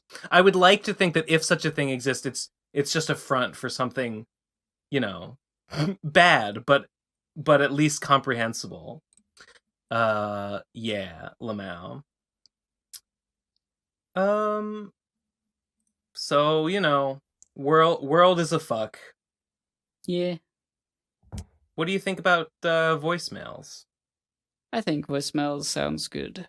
I think that sounds A-OK. All right. Well, you got them. If you got them up, the first voicemail. The first voicemail of the day is called Choose. Choose. Yep. Okay. On 3, 2, 1, go. Pinterman, this is why only fools become a hero. Because you never know when a lunatic will come around with a sadistic choice. Let die the gummies you love, or suffer the little children. Now choose, Pinterman! What? I couldn't make out some of that. Is he saying you get the gummy thingy, or you the kill gummies! Children? Oh, I thought he said the commies. As in, like, I have to choose communism or kids die. Oh, if it's gummies, then that's difficult. The Iluka-saccharide, Maluka-Duka-saccharide. I'll let it go. The Maluka-Duka, the Tiki Mickey Mouse saccharide. Nah. I can always make more gummies. I can always make more gummies, Mr. Goblin, sir. But I can never make children because I will never have sex. So I will sacrifice the gummies because they're a renewable math resource. Alone. Yes. Facts don't care about your feelings, Mr. Goblin, sir. We gotta choose the children. They're our future. They're more mathematically speaking, they're more precious. Just in terms of dollars and cents. Like, if there are more children, then they can grow up to create Maluka Duka saccharides that you could then use to make gummies with. We can put them to work in the tapioca fiber farming factory. Exactly. Next voicemail is called Autism Part 1. There's a Part 1 and a Part 2. So Part 1, 3, 2, 1, go. I'd like to weigh in on the whole self-diagnosing yourself with autism thing. Right? Okay. It's like, for me personally, it's like I totally get what you're saying, Ben. A lot of people that there's definitely people who use that as a crutch, right? To sort of, as an excuse to act a certain way or to absolve, their actions, right? Yeah. But it's like, for me personally, it's like, I guess it's sort of I see it as somewhat of a shorthand to explain myself, I guess, right? Like I've generally found that there are certain ways that people generally aren't able to accept certain facets about me, right? And it's like, I admit that I'm somewhat attached to this interpretation of myself, right? But it's like, it's sort of this shorthand to explain these things to people in a way that they can understand. It's like, for me, it's sort of there's a comfort in it, in that it allows me to communicate things in a way that people can empathize with and actually understand, right? As opposed to sort of dismissing it and sort of expecting me to be able to conform unconditionally. Yeah, I get this like a shorthand. I feel like I get what you're saying. Let's listen to Part 2. 3, 2, 1, go. Regardless of whether or not I'm actually, high enough on the spectrum to be categorically classified as autistic, right? It's like, I relate to enough of these characteristics, to enough of an extent, at least, that it is useful for me to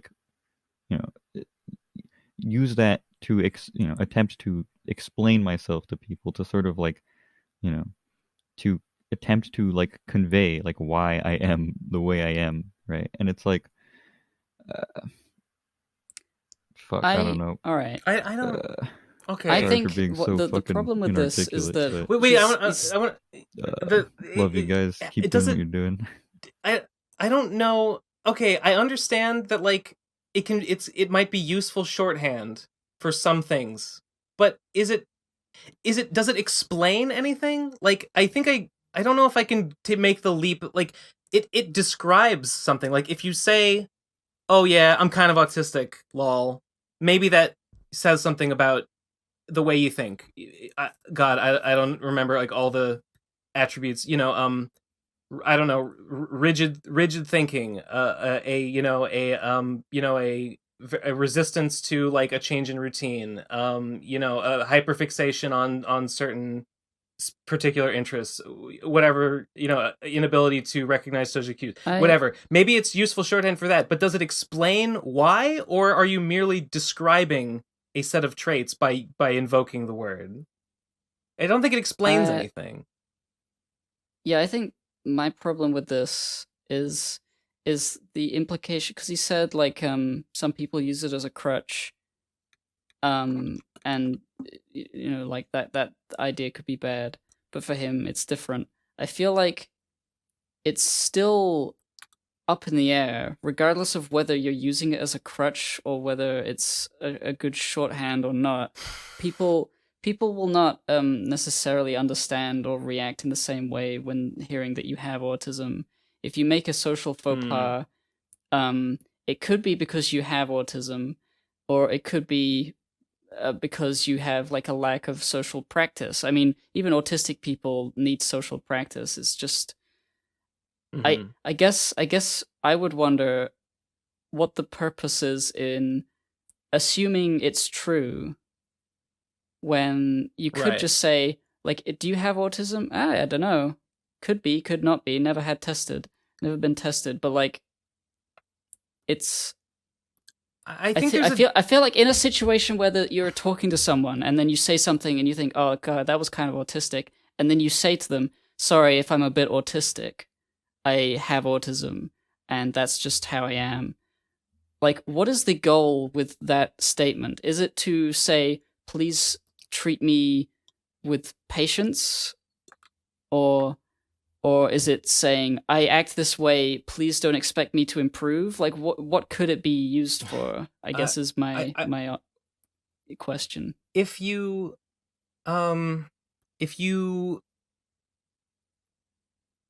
as shorthand for the traits associated with autism, I guess I understand why it would be useful to describe yourself or someone else in that way, I suppose. But like to make the leap from that to saying like I am autistic, I have autism, I don't know if that's like the same thing. Yeah, I'm thinking like in a social situation, you say something that's kind of a little cringe, and you're like, "Sorry, I'm not very used to this," or like, "I'm kind of bad at talking to people." Like, there are ways you can put it that don't like ascribe a medical something or other to you that you may not have. I think being socially awkward is like, it's something a lot of people have that doesn't necessarily go with autism like exactly. You can just be out of practice. Like, I feel like I may have thought I could be potentially autistic, but I also don't know whether it's just a general lack of practice in socializing, because I don't like doing it generally. And that's like, is that an autism thing, or is that just a thing? Like, is like a life thing? Like, you could just grow and have like preferences for types of interactions.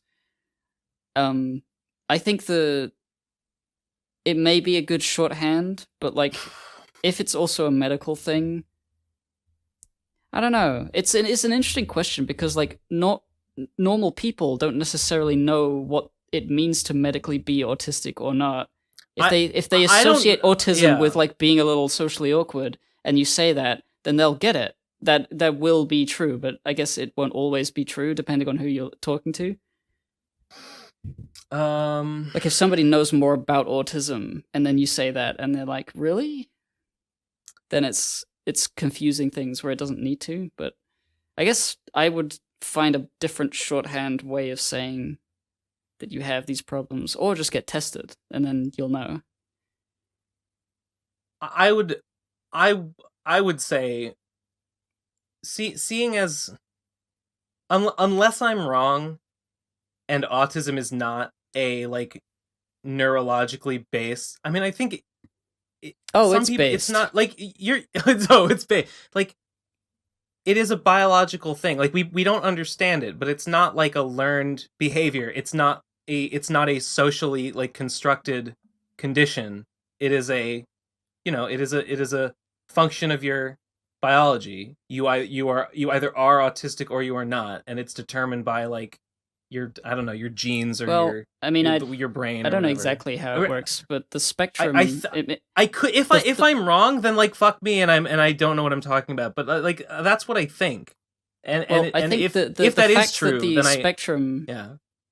Yeah. The spectrum became like a thing at some point in the past. I used to think it was like you either have it or you don't. Then there was the spectrum, and I heard about that, and I was like, okay, so all I really know is that the science is not conclusive, and it is being worked on and like understood more as time goes on.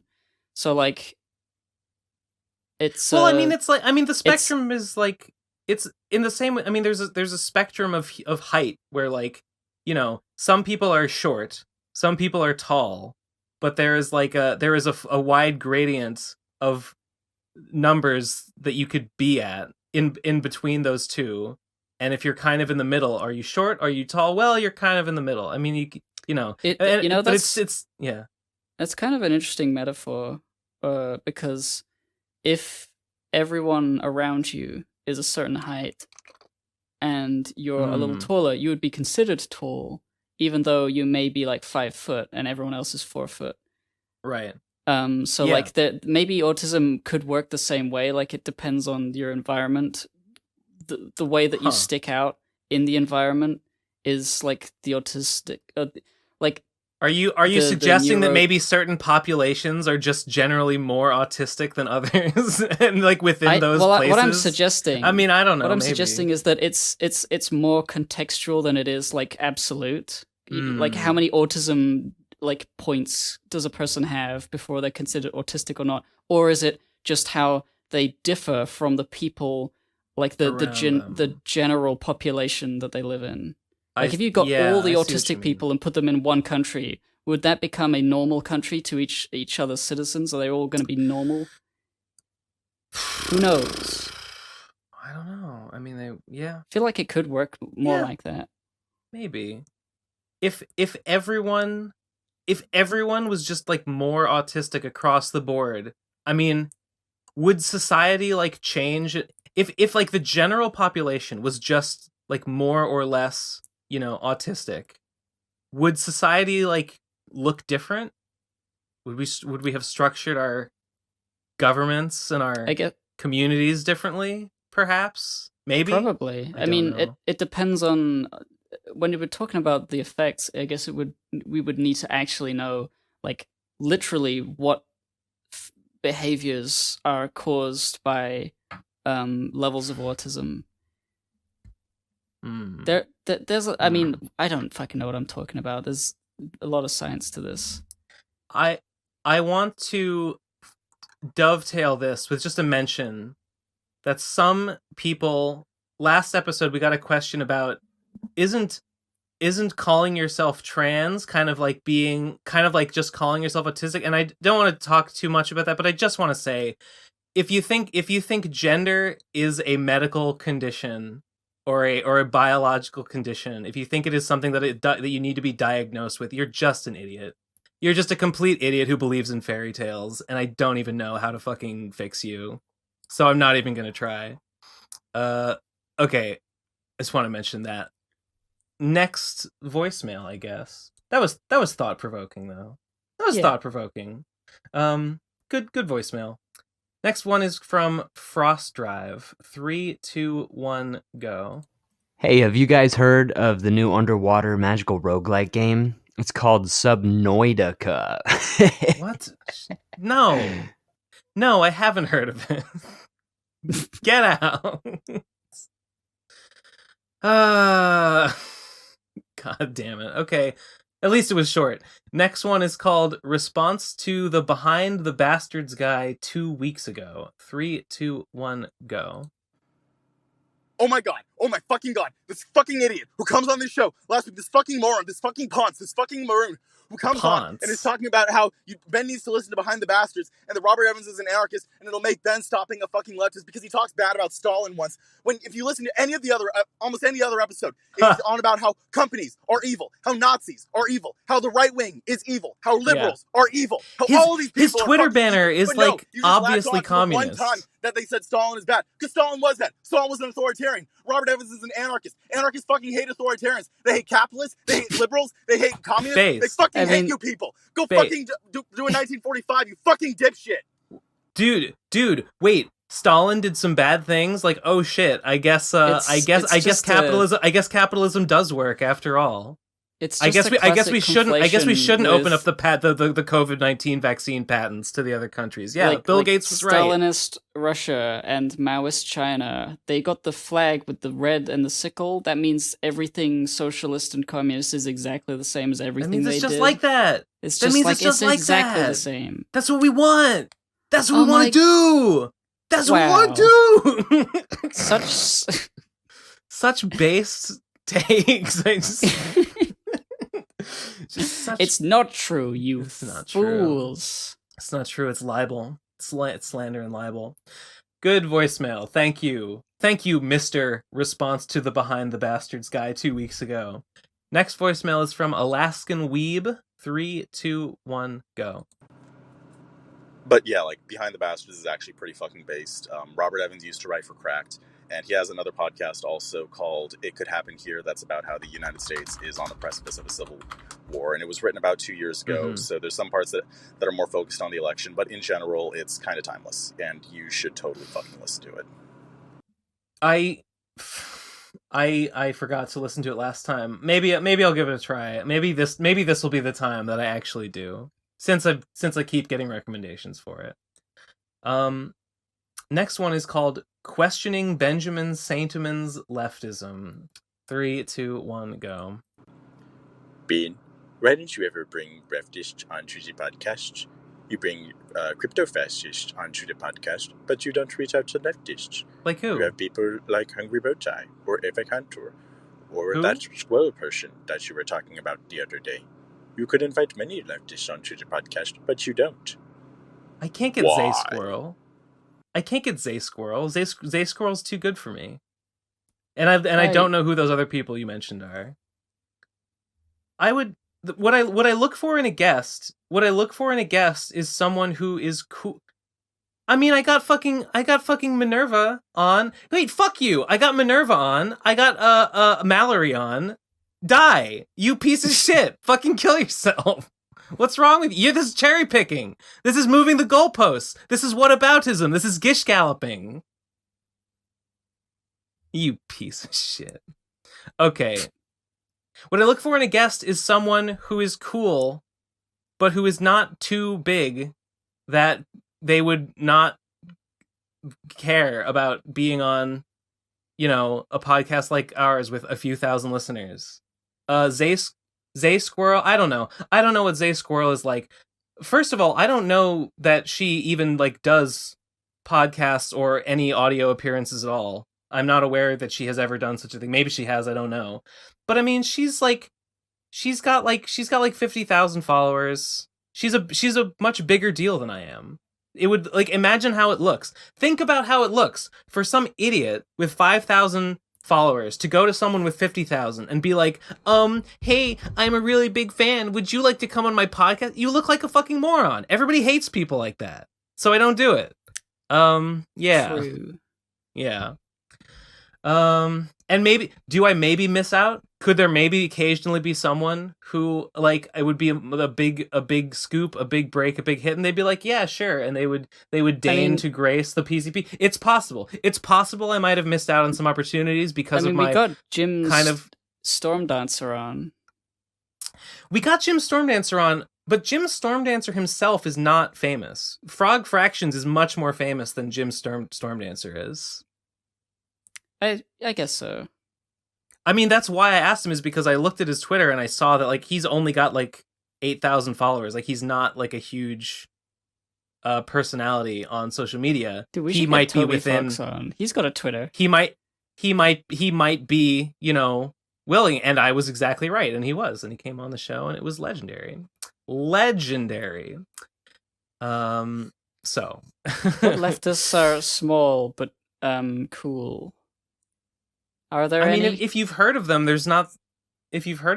honestly, I was shocked that Minerva came on. She's got hundreds of thousands of but the reason I asked her is because she responded to one of my tweets and she knew who I was. So I was like, "Oh, okay, well, hey, would you like to come on my podcast?" I wouldn't have just asked her that out of the blue, because she's got more clout than me. Your Christian lecture has over 1 million views now, right? It's got 1 million views, but my channel is only 17K, which is more of people find videos and they're like, I don't know. You might be able to say, hey, I'm that guy. I got a podcast. You want to be on it? You've seen that video? Loads of people have seen those videos. That's true. I mean, that is true. Yeah, but I'm not going to go around asking hey, have you seen that Chris Chan lecture that I made? It's got 1 million views. You must have seen it. It's got 1 million views. You must have seen it. Yeah, it's obviously not the way to do it like that, but I don't know. Yeah. I feel like maybe you have more clout potential than you realize. I maybe, but I feel like I feel like waiting for someone to know me is the only acceptable, is like the only like socially acceptable way to do it. Sure. I can't go around asking people. Yeah, I don't know. So that's why. But fuck you. I've had a bunch of fucking leftists on, just not specifically the ones you're thinking of, and I'm so sorry. Okay, next one. You know, maybe I'm speaking out of turn to say that about Minerva, but I mean from her tweets it really seems like she's of a mind. She's on the wavelength. That's just my assumption though. Next voicemail is called The Third Stage of Grief. 3, 2, 1, go. Does anybody else have contact with this ghostlightning person that Trixie has mentioned a million fucking times before? Like, anybody that Trixie actually respects and will listen to that isn't, like, a fucking crazy sociopath or whatever? Can we talk to that person? Can somebody fix this? Please? Fuck, man. Ghostlightning is just on Twitter. They're not, like, particularly well known or anything. I don't know if Trixie even like communicates with him anymore. Probably not. Trixie doesn't like communicate with anyone except her weird little cult. So, but if you want to contact Ghostlightning, he's just a guy on Twitter. Anyone can just talk to him. Next voicemail is called Time for Some Jerking. 3, 2, 1, go. Sometimes when I look through my Patreon, I forget that you guys are really fucking talented when it comes to drawing or doing whatever creative work that you do. Based. And I just want to say, please keep going. You guys are very talented, and I care about your work. Thank you. Fuck? Bye-bye. What the fuck? Yeah, that was nice. What the Thank you. Fuck? Thank you. I will keep going. I'm so, I had it was a relief. It was a relief to put the game demo out because I felt like it had been a while since I had really put out like a substantive, like, I made a thing. I had been feeling like for a while like, oh god, I don't do anything. Like, oh god. So that feeling has been momentarily alleviated, which is nice. Next voicemail is called I don't know, I didn't pay for it. 3, 2, 1, go. All right, first time. Here's my thought. That lecture that everyone's mad about, right? Yeah. What if it was just some kind of technical failure? Like, you guys were done recording, then Trixie looked, oh shit, I didn't hit record. Or, like, later, she puts it on some shitty hard drive without backing it up, and it just dies and it's kind of her fault. What if that's all it was, and she just decided to make a big thing, a big ideological thing out of it, just so she wouldn't have to admit she fucked up, right? I mean, okay, he's in saying that could be the case. I don't think that would be the case. Well, I like, why would she lie about that? I don't know. Why did she do anything?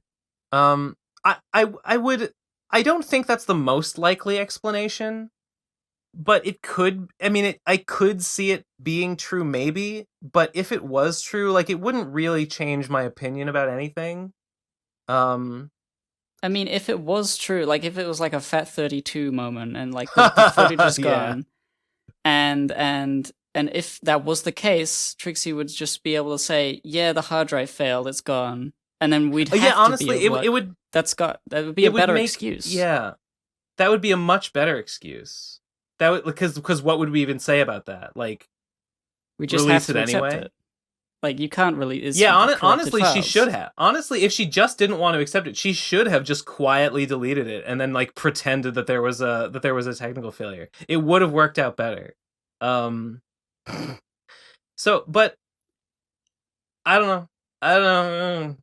Voicemailer? I don't know. Maybe, whatever. Who knows? Probably not though. Next one is called Good Taste. 3, 2, 1, go. Hey, Ben, so I'm listening to that song you recommended a while back, the fucking Come Clean Nightcore song. I just gotta say, dude, it fucking slaps. It slaps. Great song. Thanks, it slaps. Ben. Absolutely. I was wondering if there's any other songs that you guys would recommend to check out, or you would have been listening to. I'm always looking for new music to listen to. So hook me up. I have. Tell you what I'm not been listening to though. Fucking Trial of the Golden Witch, baby. Okay. Fucking no success. Yeah. Anyway, okay. PCP forever. Tom will never die. Call me back. You know the drill. Bass. This week I have had a sea shanty stuck in my head. I've been like singing it in the shower. Actually, I had a dream, and I don't really remember what the dream was. I remember it took place in a school, and a song came on the intercom, and it made me cry in the dream. And I woke up, and I wanted to, and I just was, and I was like, what was the song? What was the song? I couldn't really remember, but I thought maybe it was this song, and it was this sea shanty that I had heard posted around, like early. Remember at the beginning of the year when there was like the little sea shanty fad? Yeah. It was a shanty. It's called Bones in the Ocean, and I put it on and I listened to it, and I just and rum. Yeah, that's Wellerman. Bones in the Ocean is different. Bones in the Ocean, I didn't realize this until later. It's not like a historical shanty. It was made in 2003 by a like modern folk band called The Longest Johns. Which is fine. It's still a good song. But I listened to it and I sobbed and I cried and I bawled. I listened to it a bunch of times on repeat and I cried tears. And it's been stuck in my head all week since then. It's a very sad song, but it's life affirming. It's a beautiful song. I really like it. It's not very much. It's pretty not similar to Nightcore remix of "Come Clean" by Hilary Duff. It's a different genre. Another song that I have in my head, and this one's very specific and very weird. It's do you know a channel called Mandalore Gaming? Nope. I don't think so. He does video game reviews, I guess. He did a review of Mystery of the Druids, which is the game. Have you heard of that? Nope. It's famous mostly for having a funny face on the cover. It's like a screaming man in like a hood. I might know that image. You've probably seen the Mystery of the Druids face. Well, he does a whole like review of the game, and then at the end, he has like an original song that he wrote about the game with like a CG like movie of like the characters like running around and having like shenanigans, and the song is really catchy, and I've had the song stuck in my head for a few days. It's the mystery of the Druids. They all have an attitude. It's the mystery of the Druids. They all have an attitude. It's a good song, and I stuck in my head. So yeah, Bones in the Ocean and Mystery of the Druids are my two song recommendations this week. You got any? Song recommendations. Yeah. Oh wait. What was it called? Shit, I was listening to it just today. Shit. Fuck. It Must Be Love by Labi Siffre. How does that go? It's like it's a song by a guy in the 70s. Labi Siffre. Yeah. Wait. I'm gonna hear it. There's a much more popular version of the cover of the song by Madness, which I don't like as much. My dad used to play this, and I just sort of felt like listening to it. I'm in a dad music mood, I guess. It must be love. I've never heard love, either of these. Love. Yeah, I don't know. It's just sort of just lovely. It's a lovely little song. I'm just gonna put it in here. There it is. Oh, very nice. Well, nice little Nice little ditty. Nice little upbeat tune. I could listen to this. I could spend 3 minutes and 34 seconds of my life listening to this song, perhaps, if I was in the mood. Okay, next voicemail is called Another Obligatory Ben Dick Sucking Post. 3, 2, 1, go.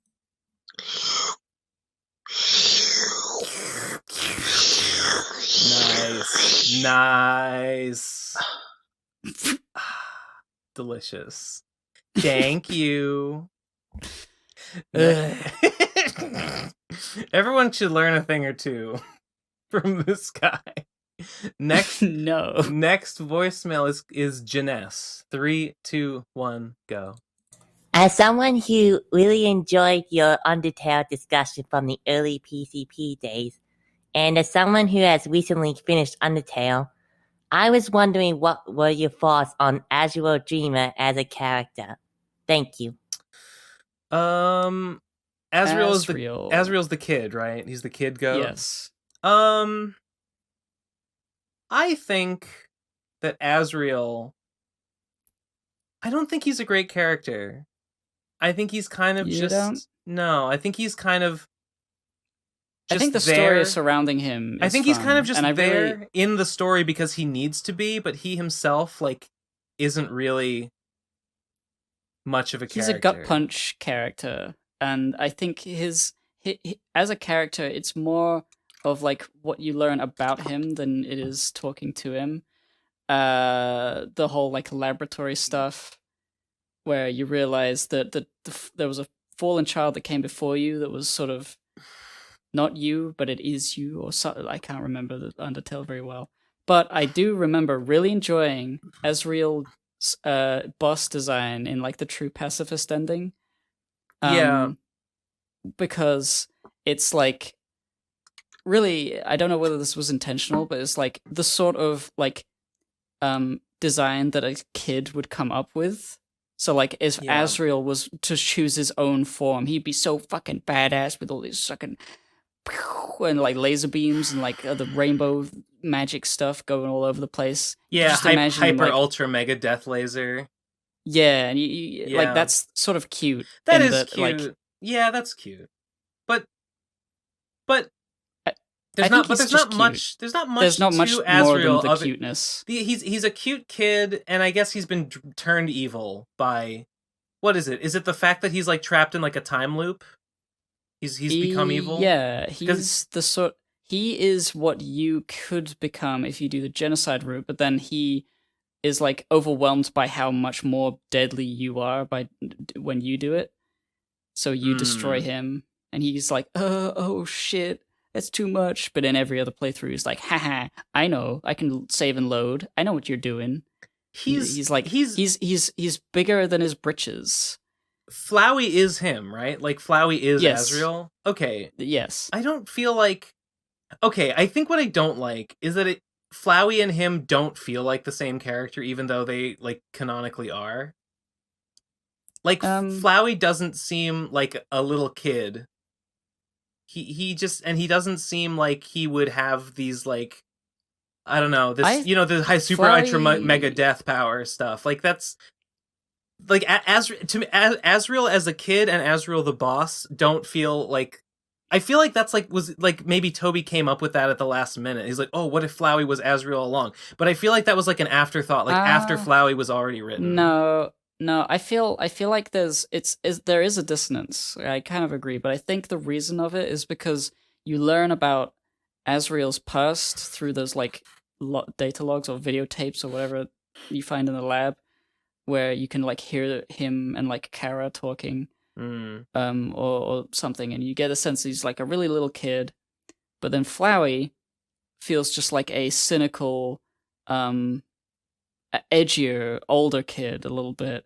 He's kind of like, you could imagine him having a deep voice, but in the context of knowing everything about Azrael and then seeing Flowey through all the different playthroughs, I think it is more cohesive a little bit, because it does feel like if a kid was like, you know how kids can be cruel, a kid learns this power or is stuck in a flower they play this thing over and over again. They can kill people, and then they can go back, and then they can kill them again. And over time, I think that would make anyone kind of evil. But Flowey seems to take a childish glee in it. Okay. And when things get too real, when you're the genocide player, he's like, he's playing tough, and he is tough because of the whole boss thing. But I don't know I'm coming off with this on the top of my head because I haven't played it in a while. I guess, I mean, you can come up with reasons why, but just the way that he acts when he's Flowey and when he's the Flowey boss versus when he's Asriel the boss. I understand that, like, when he's Kid Asriel, he's, like, good. So, like, that's different. So it's fine that he acts different when he's Kid Asriel. But, like, what is the difference between when he's when he's Flowey boss, he's, like, insane and crazy. And when he's, like, regular Flowey, he's kind of, like, insane and unhinged, but, like, in a sneaky, conniving way. But then when he's Asriel, he's, like, he's just, like, earnestly angry, anime villain, like, heartfelt, like, kid who's been turned dark, but, like, has, like, you know, has, like, a pure heart that you can reach if you try hard. They don't feel like the same character at all. They don't act the same. I guess I'd need to replay it because I don't remember what Asriel was like as a boss. Yeah, he's like most angry. of what I remember was Sans as a boss. He's like, because I played that the most.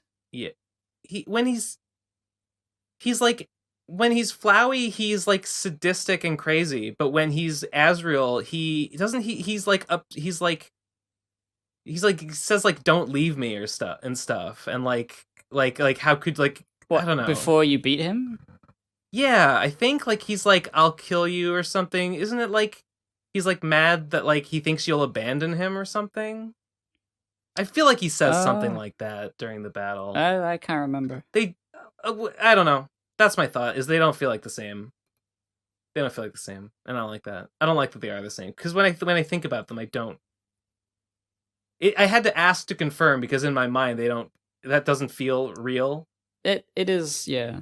Like, I feel it as well a little bit. Yeah. But, like, in terms of, like, what Asriel as Asriel, boss and kid, I guess they feel about as fleshed out as any other of the Undertale characters, which is to say, not a huge amount, other than they have a very particular, you know, character archetype that they express very strongly. Which is fine. Okay, next voicemail is Solaru. 3, 2, 1, go. Hey y'all, this might be a long voicemail. A few episodes ago, Ben and Gib talked about hiding and printing out their first lewds in the early days of the internet. I wanted to share my story that I haven't told anyone. Please. Back in the mid-90s, I would walk home from grade school and junior high school in Long Island. I had no internet access yet, and was just thirsty all the time. As I walked home from school, there would be times when I would find business cards on the sidewalk. These cards would have a topless model on them on one side, like and from an advert for one of the 1-900 sex lines on the other. I collected these cards wherever I could. Yeah, I didn't have access to anything else, and I would just keep it close by. I needed a way to hide them, and knew my mom would search my room constantly. Absolutely. So I managed to survive to tell you this story, since I did find a perfect hiding spot. Under every first-gen Nintendo console, there was the square dust cover that would protect the accessories port. It's the one that they used in Japan for the disc system, but never came out to America. I found that I could fold the cards and get them stacked inside the tray. Even though it was a great hiding spot, it came with paranoia every day of possibly getting caught. Yeah. I was essentially holding them on for a year before I destroyed them as we moved out of the house. Anyway, that's my story. Sorry. Thank you. That's great. Imagine if you, with no internet access, what are you gonna do? But, like, you're a kid. But imagine, like, God, imagine all you've got is these fucking, like, gentleman's club business cards with models on them. Oh God. Probably like fucking like daguerreotype printed in like matte black and white. I mean, it's so much of it is the imagination. Sure. Yeah, you see it, and then you burn that image into your brain, and then you create something with it in your brain, in your imagination. You create. I feel for like yourself. I've been in situations like that where it's like I don't have a lot. Oh no, you know what? There's moments where it's like, internet's out. Oh no, I can't look up porn. I have to think about it. I have to make it up. Ugh, like a I have to remember what it looked like. Like a barbarian. It doesn't always work. Next voicemail is Fenna2. 3, 2, 1, go. Okay, so the real problem with Fenna, alright, the quality of his animation, duh. The designs, duh. But, like, the uncanniness, I can deal with that. I can deal. I like Poppy the Performer, best anime in the world. I like Rat Boy Genius. When I watch Rat Boy Genius, I'm filled with joy. That looks bad on purpose. Wonder. I'm filled with happiness. When I watch Fenna, I feel like I'm just like, I'm sitting next to fucking George from 6th grade math class who's like, look at my OC. This is Abel. He was killed by his brother, like, in the Bible, and he thinks that genocide and, like, eugenics actually isn't that bad. And also, like, your dog doesn't really love you. It's just a fucking animal, you idiot. Like, I don't know, Fenner just doesn't seem like a really good guy. He doesn't really seem like a nice person. That's who makes good things. I don't like him. That's interesting. I don't like him. I didn't really watch enough. I didn't really watch enough of the videos to really to get a sense of his like personality, other than that he reminds me of that one German asshole who kept asking me to review his shitty furry novel. Yeah, that's the one. I guess he was Austrian. I mean, it doesn't shock me to think that maybe if I watched a bunch of his content, like, his opinions would strike me as those of an asshole. That doesn't surprise me at all. I mean, that's the sort of thing you would do if you were an asshole, is to make a YouTube channel. Is to be Fenna. You're right. You're absolutely correct about that. But okay, this Poppy the Performer is from a show called Wolf Circus. I'm not really familiar with this one, but Rat Boy Genius looks bad on purpose. Like, that's sort of it's like funny, and like the way it looks is part of why it's funny. So that's not a good comparison. This is trying to look good. Like, Fenna thinks this looked good, and he's trying his best to make it look good, and he thinks he's done a good job. And the people that watch it agree. So, like, that's the problem. That's the problem that I can't move past. There's a problem that I can't move past. I'm sure there's others. Next voicemail is called Please God Watch Odd Taxi. 3, 2, 1, go. If you guys are still into anime, I'd like to hear your opinion on Odd Taxi.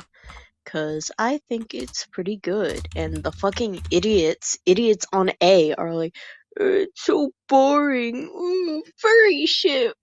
When I don't think I hate media. I hate people who consume media wrong. I hate them, but I hate them slightly more than Fenna. Slightly. It's good. It's good. It's a crime drama about a walrus who drives a taxi. There's a missing girl who he may or may not have kidnapped. There's a lot of drama, a lot of like intrigue. We're only on episode 3, and I made like a huge sprawling chart of the characters and their relationships. And yeah, it's really good. It's really good. I really hope that it doesn't like get left in the dust this season. Like, I hope it becomes another Molcar. It's really good. Molcar? I don't know what Molcar is. It looks like Molcar is. I think I've seen it. Looks like it could be fine. I don't know. Oh wait, Nate made a video at some point talking about a bunch of anime from a season, and Molcar was a little something from it. I think. All one word. Molcar anime. Yeah. It's like 3D. Pui Pui Molcar. Oh, wait, is this the stop motion thing with like the plush hamsters? Guinea pigs. Okay. Guinea pigs. Oh, Pui Molcar. Such a weird name. Oh, okay. Look at them go! Okay. Oh, this is great. Look, they don't even turn their wheels. They walk on their wheels. Oh, that's adorable. I guess. Okay, yeah. Moru is Japanese for a cavy, which is the like species name for a guinea pig. So, okay, that's funny. Morumoto, yeah. So, I don't know. It looks fine. It looks like, it's I guess there's a thing now of sometimes anime just have animals. There was Agretzko, that was big. Fucking what's the one with the rabbit and the wolf? Beastars. Beastars, brand new animal, which I haven't seen. I've seen like one episode of Agretzko. It looks fine.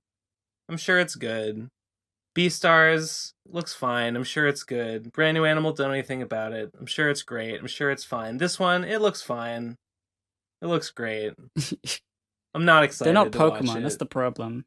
I probably won't watch it. I don't want to watch a fucking show. I think about watching a show and I just want to cry.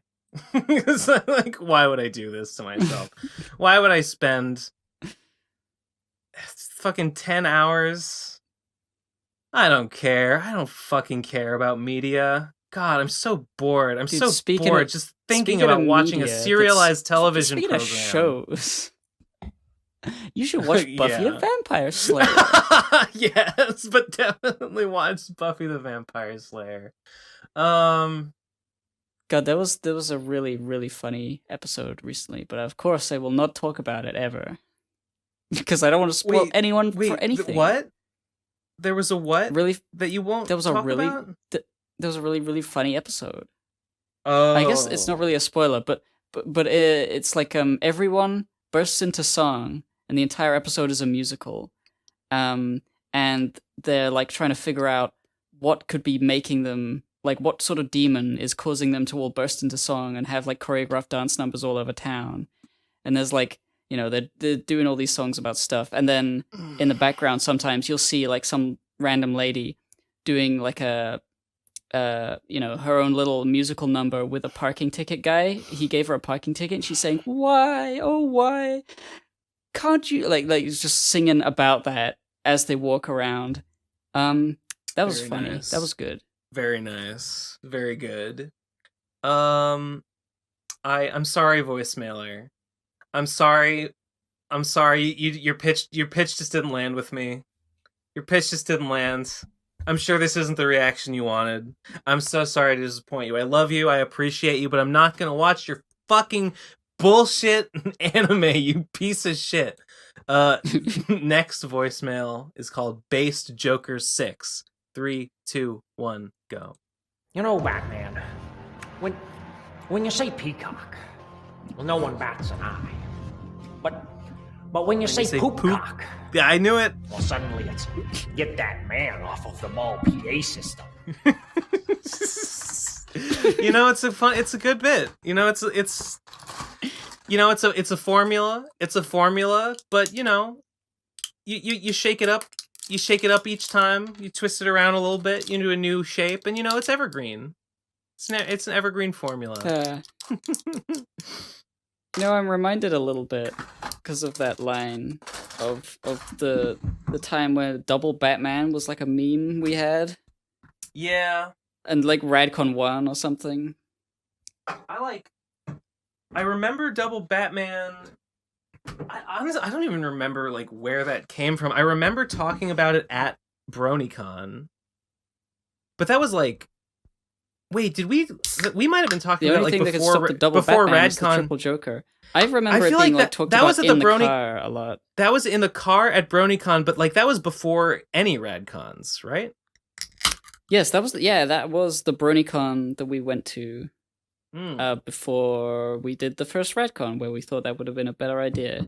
Yeah. Yeah, so that's old ass PCP meme, and I don't even remember where it came from.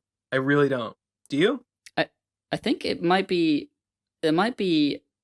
footage in one of my vlogs of the BronyCon, like the I forgot what they were called, the something or other give and take vlog, BronyCon part 2. I feel like there's a clip in there of that. Because I remember having my camera out. I feel like but I think it was from before that. It was definitely came up before that, because there's a clip of it like evolving in real time. Because at that, we joked about Triple Joker, but Triple Joker was only funny because Double Batman was already a thing.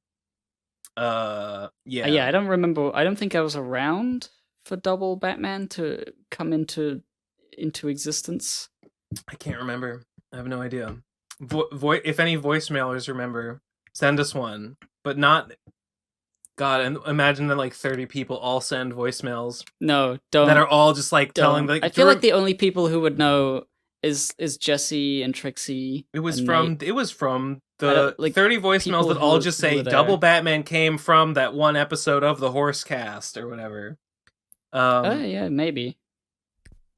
Like, comment, and subscribe. Don't go back and listen to those. Don't listen to anything I did before. Like, comment, and subscribe if you remember the Horse Cast.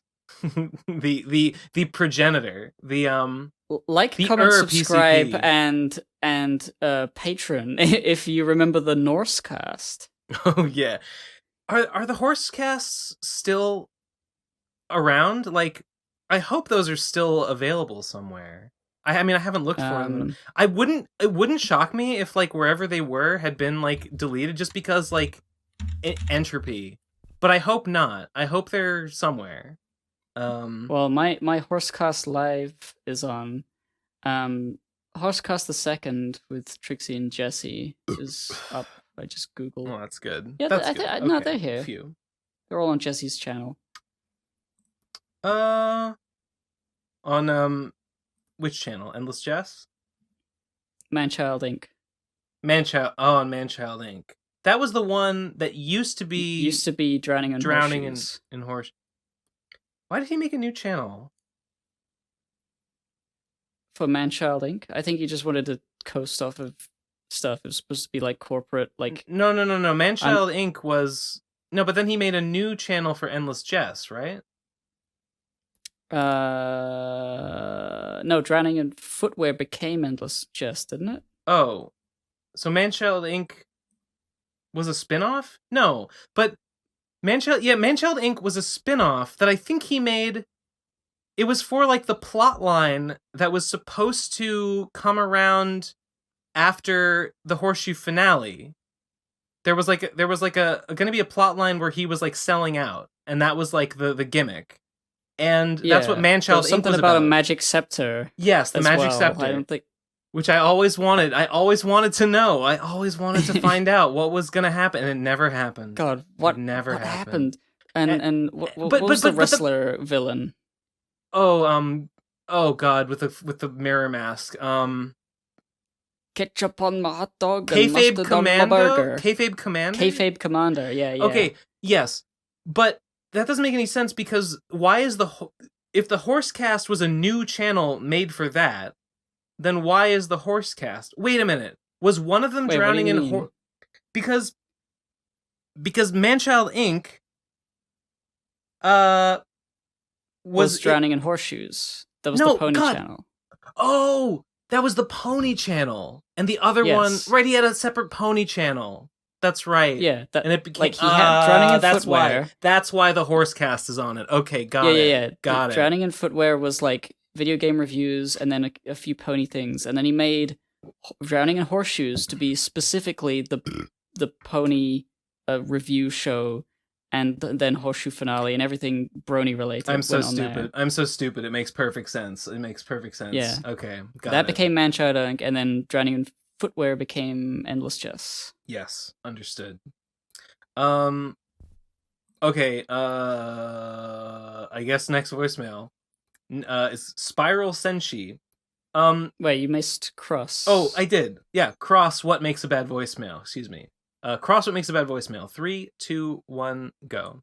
Ben was talking about how he didn't like the idea of live callers on the PCP because they would inevitably ramble on and on trying to make a point. And it reminded me of a voicemail I was going to send in about that Johnny P guy, but I didn't want to come off as pretentious being like, now here's what our friend Johnny did wrong. P? But fuck it, it's Who's semi-relevant Johnny P? again now given how many voicemails there are. Bad voicemails are the ones that act like they are in the call with you guys, taking a lot of time to make their point and clearly not scripting it out. This approach to conversation works when you're actually talking to somebody, but not when it's a pre-recorded message, because the listener knows that you won't pause so that they can ask a question or make a retort. This is one this leads aspect to of a bad long, voicemail. boring, It's not the awkwardly only thing that silent makes a moments bad of the voicemail. PCP members listening to people inefficiently make their point, or if they do interrupt the caller, they end up talking over the voicemail and confusing everyone. You can make a long voicemail, but it has to be dense enough with information and well articulated enough that the listener can understand it instantly. That way they don't feel uncomfortable with just absorbing the information, even if it's for an entire minute. Obviously, this isn't an absolute rule, but the general takeaway is script your voicemails.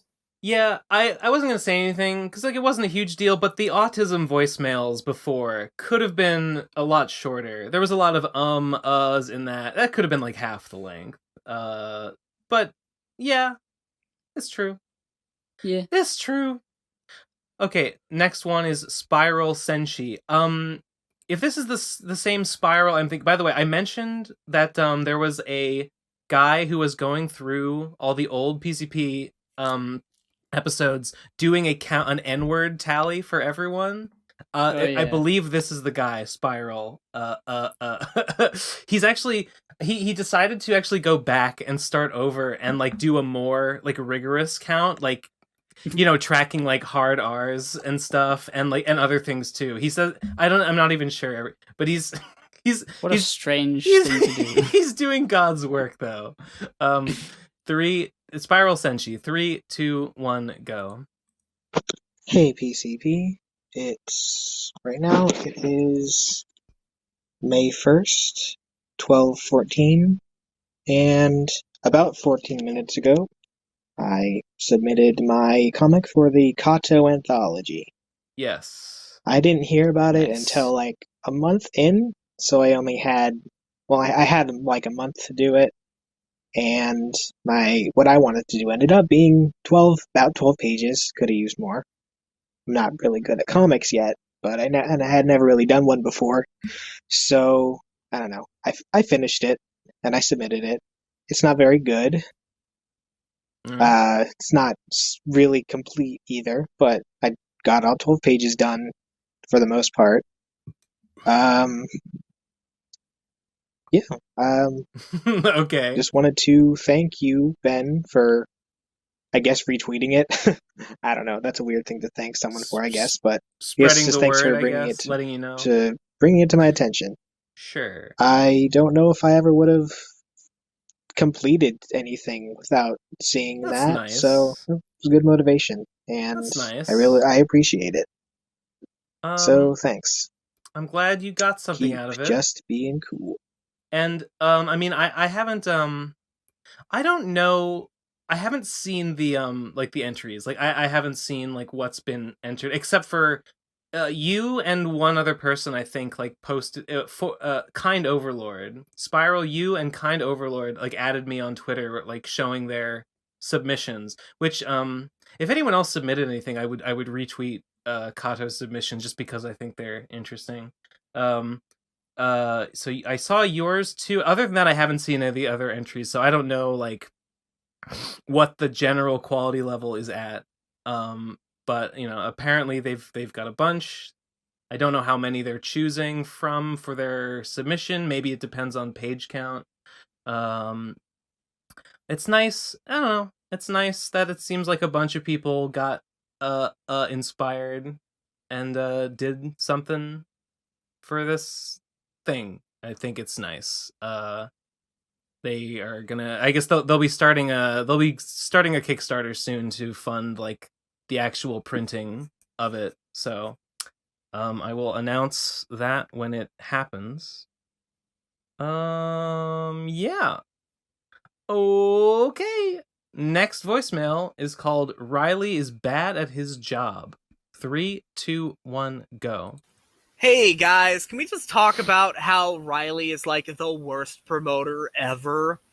Like, it's insane. He calls himself a producer, but he acts more like a promoter. If you leave the slightest bit of criticism on the Yig channel, he'll send you a whole fucking paragraph about how fans are entitled and don't watch.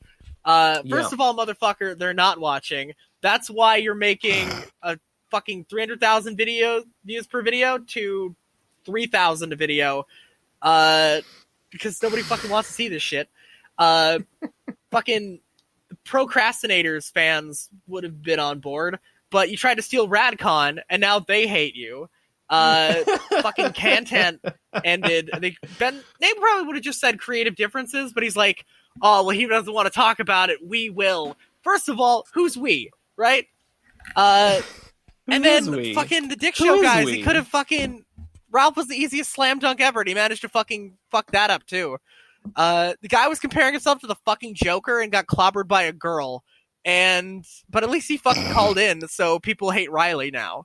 It's just fucking amazing just how bad he is at his job. Fucking Trixie had a whole platform that was really successful for years, and in like 4 months, Riley's managed to completely squander that goodwill. You were right to not want to work with him, Ben. Riley's an idiot. You're right, but I will disagree with one thing, which is that Riley didn't fuck it up.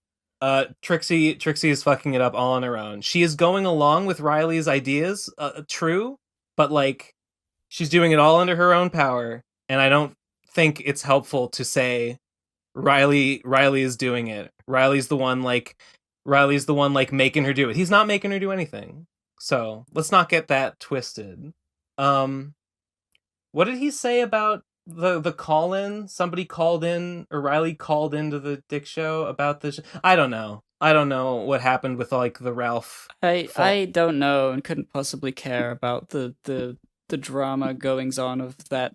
The Dick Show, the Riley, the Ethan, Ralph. Yeah, I don't know about that. They're just whatever. They're whatever. The thing about the content, I want to say it was because like Nate didn't want to say anything, and all he did was make that tweet saying that like we're going on hiatus, and then literally never mentioned it again in any capacity anywhere, which is honestly weird and like bad in its own way.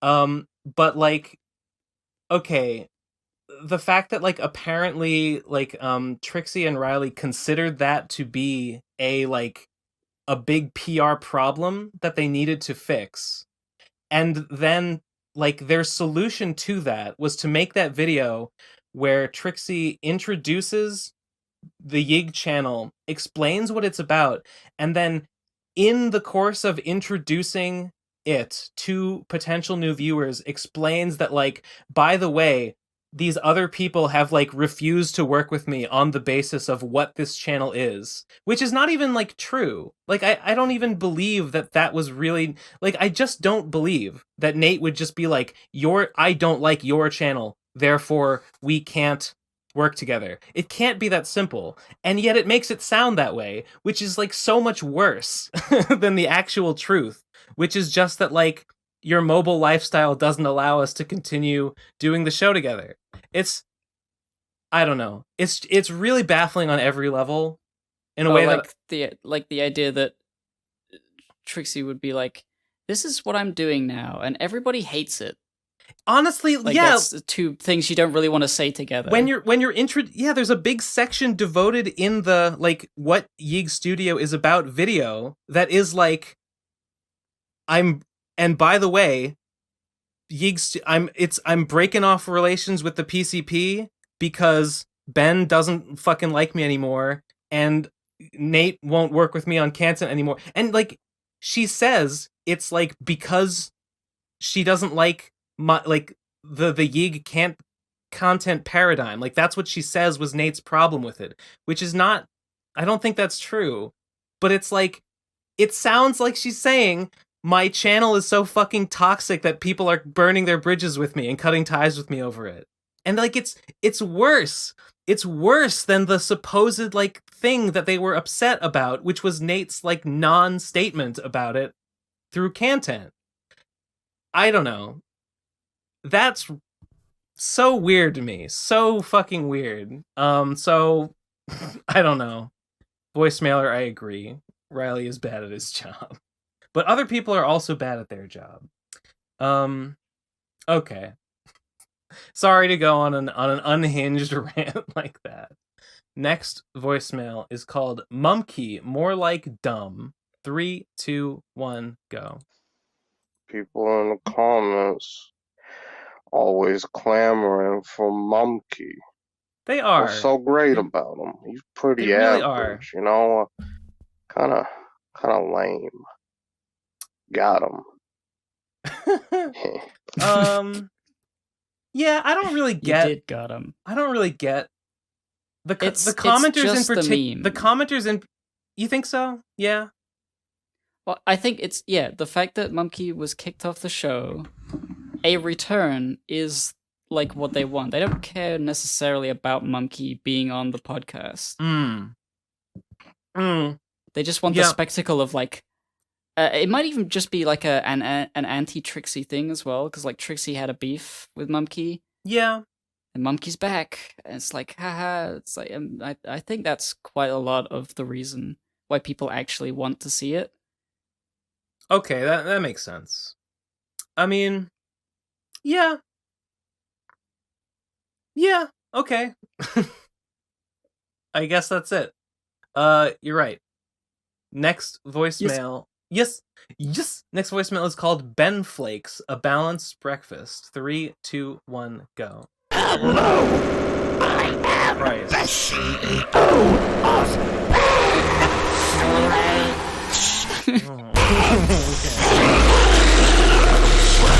Oh god, there's a whole minute of this.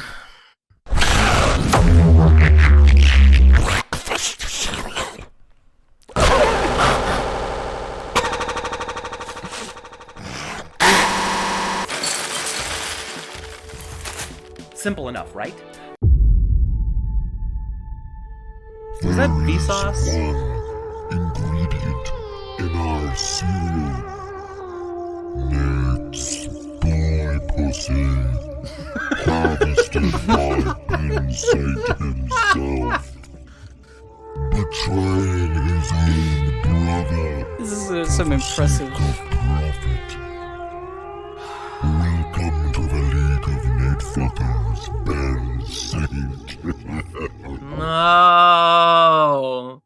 No! God. This is some impressive audio fuckery. I appreciate the lengths I don't to know. which this goes. I don't know if it's good audio fuckery, but it's definitely a lot of audio fuckery. Well, it's impressive in that like there's clearly skill involved in creation of it, because you can't fuck around and come up with these sounds. You need to know how to make them. You could probably fuck around a little bit. It's not just like throwing a voice filter on a thing. Like there was editing. Yeah, okay. Alright, yeah, it's true. That's true. Next voicemail is called Hugs and Kisses. 3, 2, 1, go. Konnichiwa. This is Samurai-sama. Come to say arigato and sayonara. The path of a samurai not pave by a hater. It pave with love, honor, and respect. True. Samurai-sama True. disappointed by many people, but not you, Benno Sentosa. What? Benno-san bring a great honor to Kawasaki clan. I Best did? apprentice ever have. You keep a scroll as a samurai memento. Samurai-sama. Samurai always memento. Be in your heart. PCP Dano Besu mostly good people. Hippo Gibo-chan, Tomo Dono, also good people. Okay. Sayonara. Ah, I was I was waiting for like a switch, like a fuck are you? But it didn't happen. I was waiting for the shoe to drop, but it never dropped. Damn. Wow, is this the end of Samurai Sama? I don't know, but there will be no next time. If that's the end of Samurai Sama, I mean, it's just a lot of honor on display. It's an honorable goodbye. A sayonara. Jeez. Gosh. This is the moment where you're like, oh, now I don't want the scroll anymore, but you can't give it back because they're gone. He can have the scroll. No, take the scroll. No, I don't need it. It's not that big a deal. Jeez. No. You must carry it with you forevermore. Keep Samurai's memory alive. A samurai memento. I like that. I like the sound of that. I always remember. Every time I look at the scroll hanging on my wall next to my Full Metal Alchemist one, I'll remember.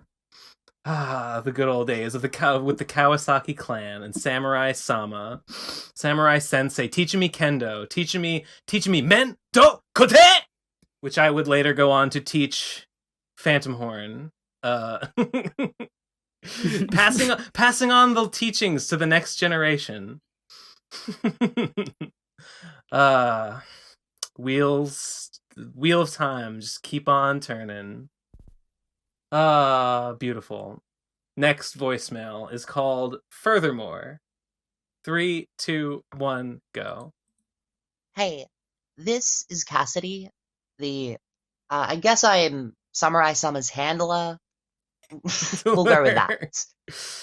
I just wanted to thank you guys as myself. You played the silly voicemails, and they made a lot of people laugh. Having that to look forward to every week has been a very positive thing for my mental health. Shucks. I kind of have to leave the online space. Some stuff happened, I'd kind of have to go. And more or less felt the need to say thank you before I did. I know that there was some overlap. So to any PCP fan that checked out my own shitty podcast while it lasted, thank you for that too. There are a lot of horribly hateful people in this world. True. You guys and the community that you've built are fantastic people. So, jeez. Yeah, I don't know. I don't know how to end this. Bye, guys. Eleazar, that was too sincere. Cut it all out. No, I don't want the people to hear this. There's too much love in this episode. It doesn't make sense. I'm not used to it. It's not on brand. It's not on brand. We got to get Mumkey back on. We got to get his fan base reintegrated with ours. We've gone wrong. We've got to get the Mumkey and like the dark cloud, the Mumkey pestilence, like to invade. Please. Cassidy, thank you for all the voicemails. I will never forget Samurai Sama. I couldn't, even if I wanted to. What else can I say? Thanks for your dumb bullshit. And you're no problem. It's been a pleasure. Okay. Let's smash one in the comments for Samurai Sama. Yeah. Dab. Next voicemail. Put a scroll emoji if that exists. There is. Well, on Discord there is. There is a standard put a scroll. scroll. All right, if you are in a Discord group, it doesn't matter which one, just put a scroll in it. Scrolls in chat. Scrolls in chat. Scrolls in chat. Every chat, any chat.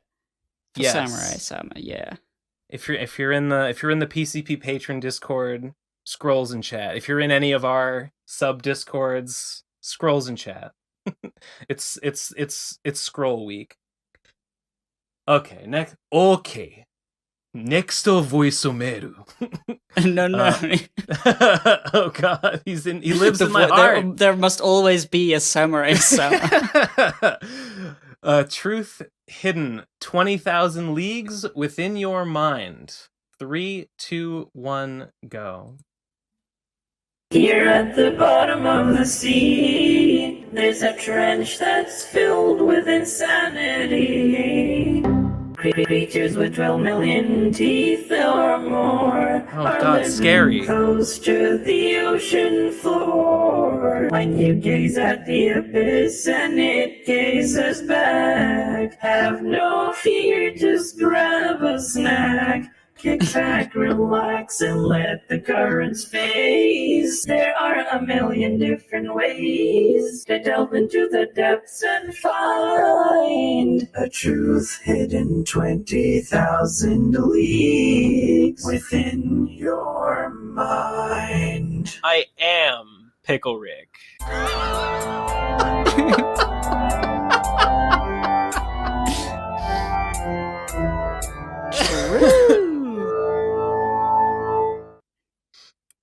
Errorare is a art criminal who should be in voice jail.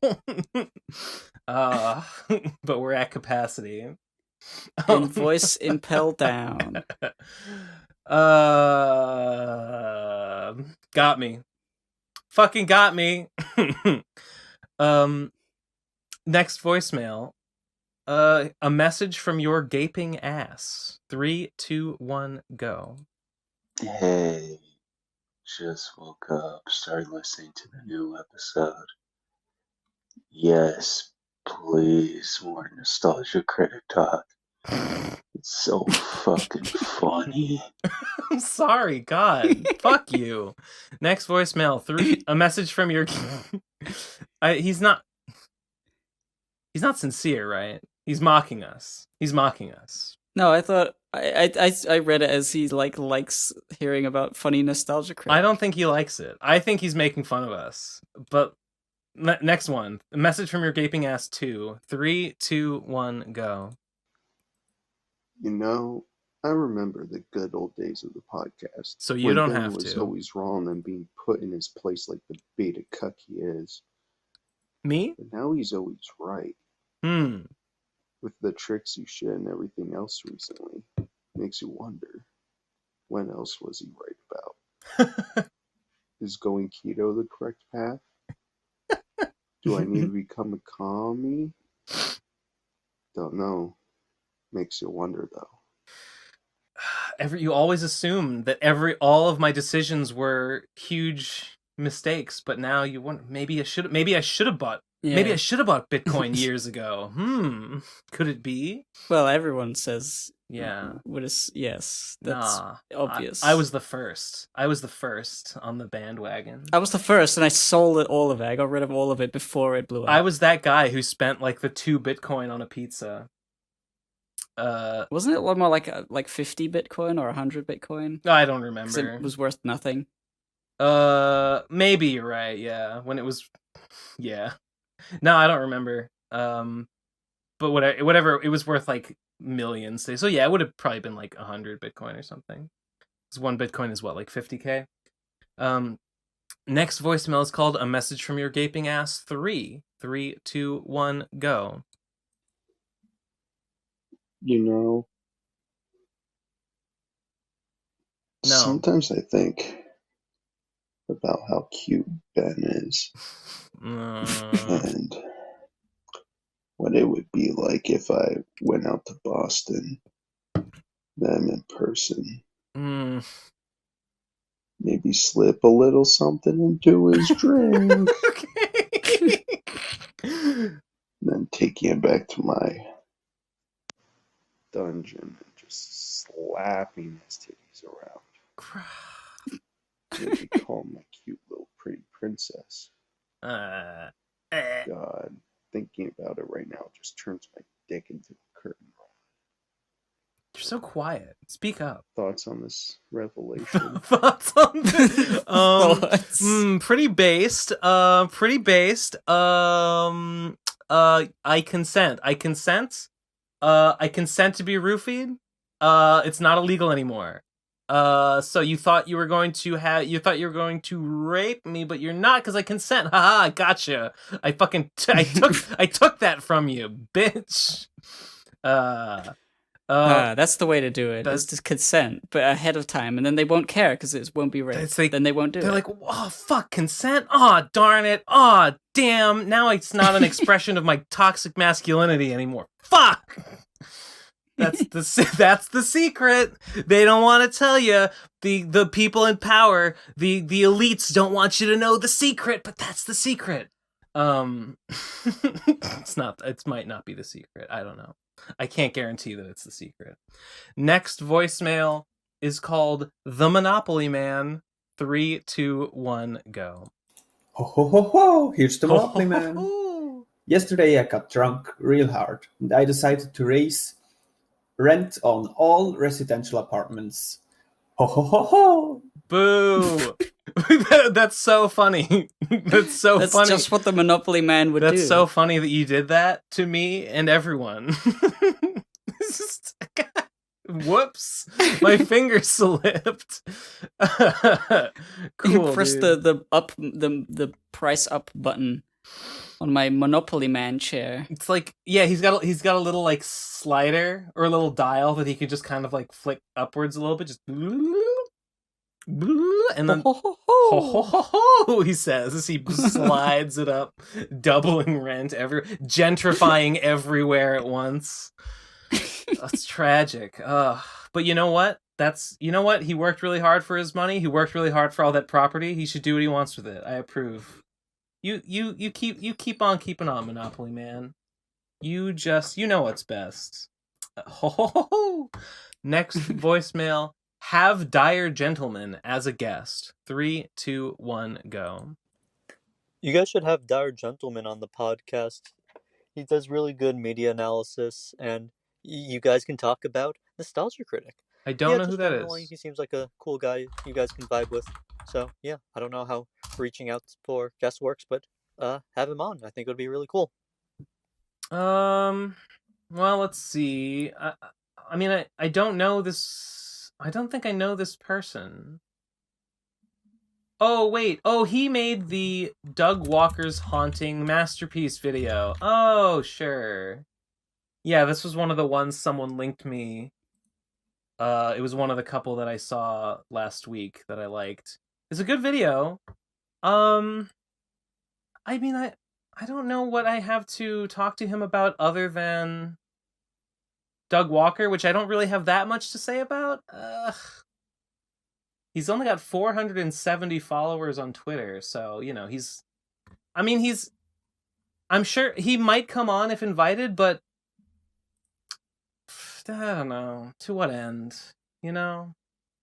To what end? What's really the point of anything? Friendship. Fun times. When you get right enough fun conversation. Nah, shut the fuck up. Next voicemail is called Let's Fire Riley. 3, 2, 1, go. If there's anybody out there in the audience who hates Riley as much as I do, then Dick Masterson has thrown down the gauntlet.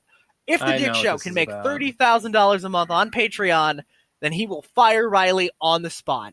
Now, I don't know how much of an overlap there is between Dick Show fans and Procrastinators fans, but I am one of you, and I know that others exist. So this is a call to arms. Anyone who'd be interested, throw in a couple of bucks. Patreon.com/The Dick Show. Let's get this little creep gone once and for all. No, you misunderstand. You misunderstand. You should go to patreon.com/ the Procrastinators podcast, and then if we make 30,000 a month, we will use a bullet to fire at Riley. It'll be different. If we can get back up over 1,000 a month, we will also fire Riley, and it's much cheaper. It's much cheper to have us because we don't need to do anything because we're already doing it. But we'll make it official. I'm sorry if this bursts your bubble, Mr. Voicemailer, but I do not like Dick Masterson. I do not want his Patreon to reach 30K. So I would consider that if his Patreon reached 30K and Riley were fired, I would consider that to be a lateral move at best. So, no. I like your gusto, though. I like your spirit. I like that you're making moves. I don't necessarily approve of all the moves that you're making, but I like that you are making moves. I also think it's kind of a stupid, like, obvious, like chump move to pledge to the Dick Masterson Patreon, because, like, if he wanted to, if Riley was actually a problem to Dick, he could fire him at any point. Yeah. Like if it's clearly just like milking stupid fans because of drama. Like, people who hate Riley, give me money, haha. Like, it's so like there's not. I'm sure it doesn't.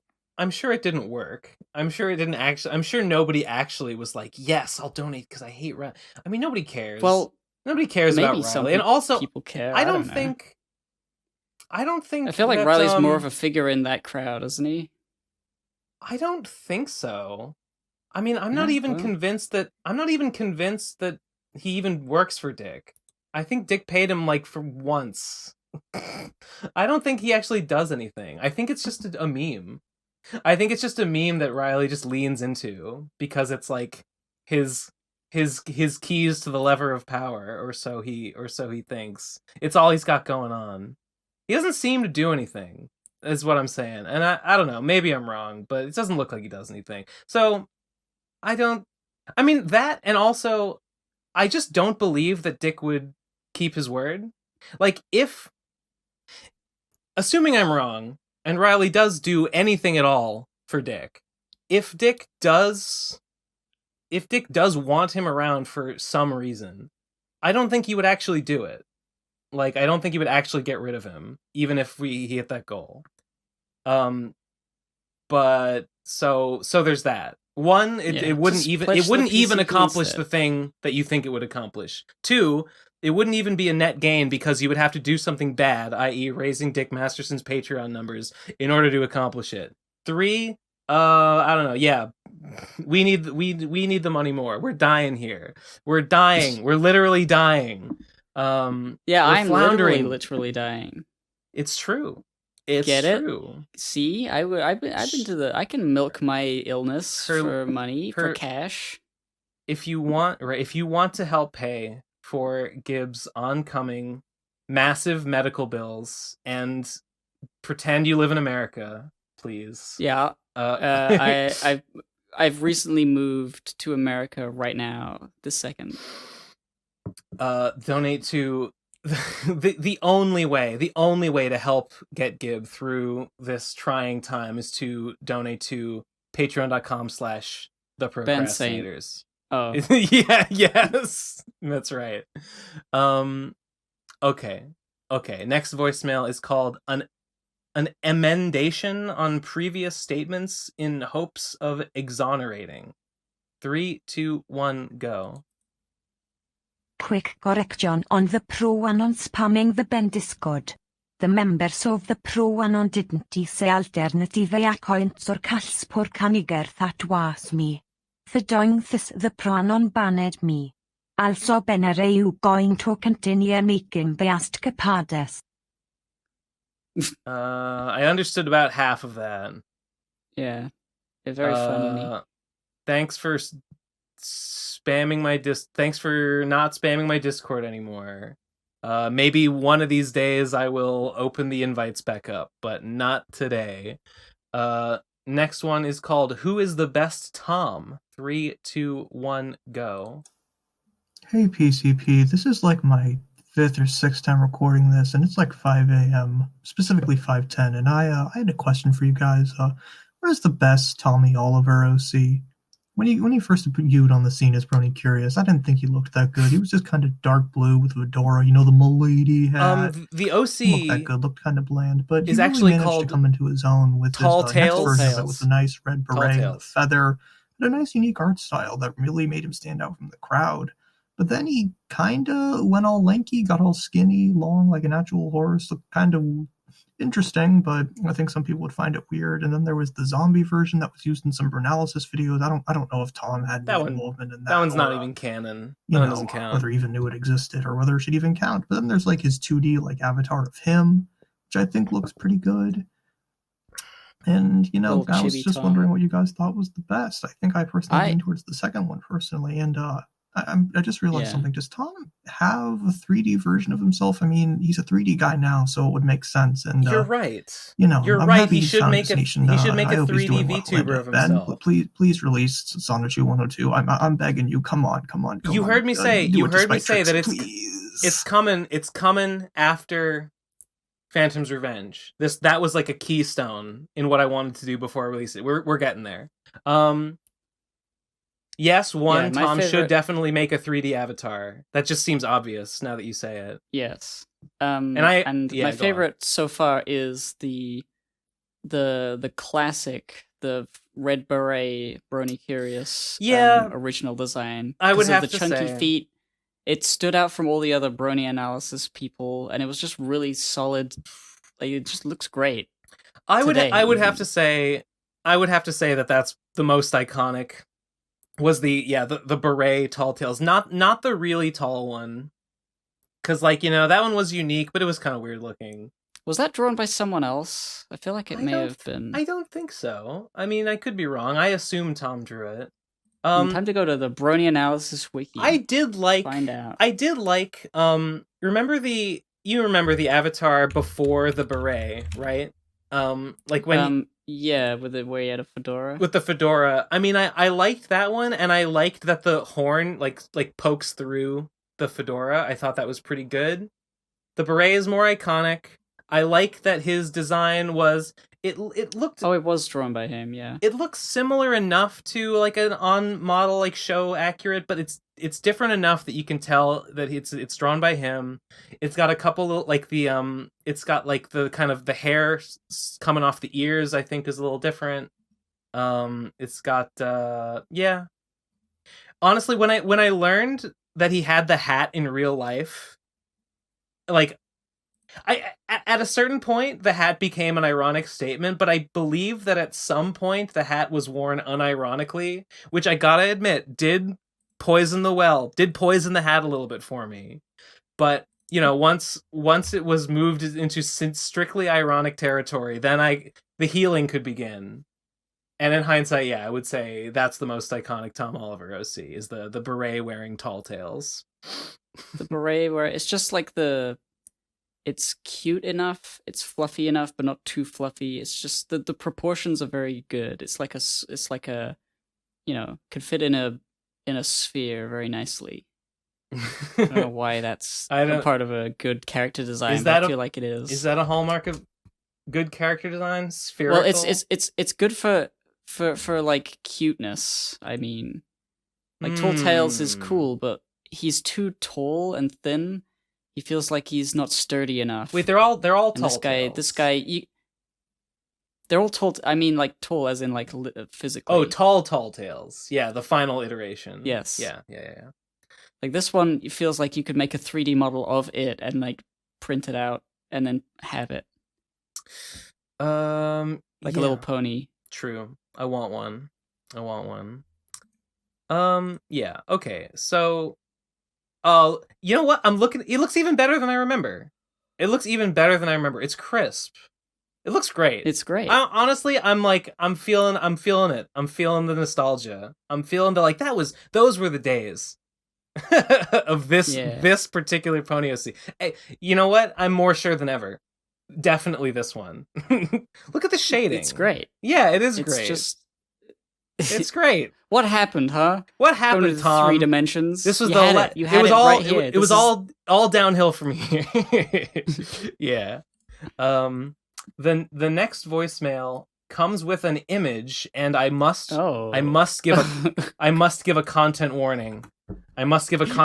Avert your eyes, children. I'm looking at it. I'm looking. Yeah. It is sexual Eleazar, and nude and lewd in nature. It's nude and lewd. Blur it, Eleazar. Pixelate it, please. Spare our young audience.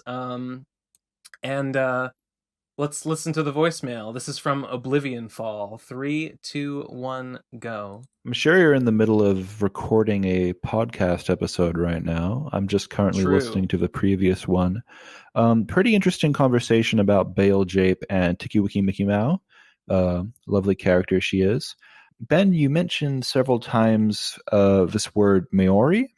Yes. I believe you were trying to pronounce Maori or Maori, which is the indigenous New Zealand population. I've only got like a little bit of Maori in me, so I can't, really comment on this that much. Seattle is, I believe, full Maori for the most part. But again, they grew up in Australia, so I don't know to what extent Seattle is familiar with this stuff. Yeah, so tiki is like these wooden statues that you see around shrines and stuff. They tend to look very different from what's in Unveiled Jape, like completely different.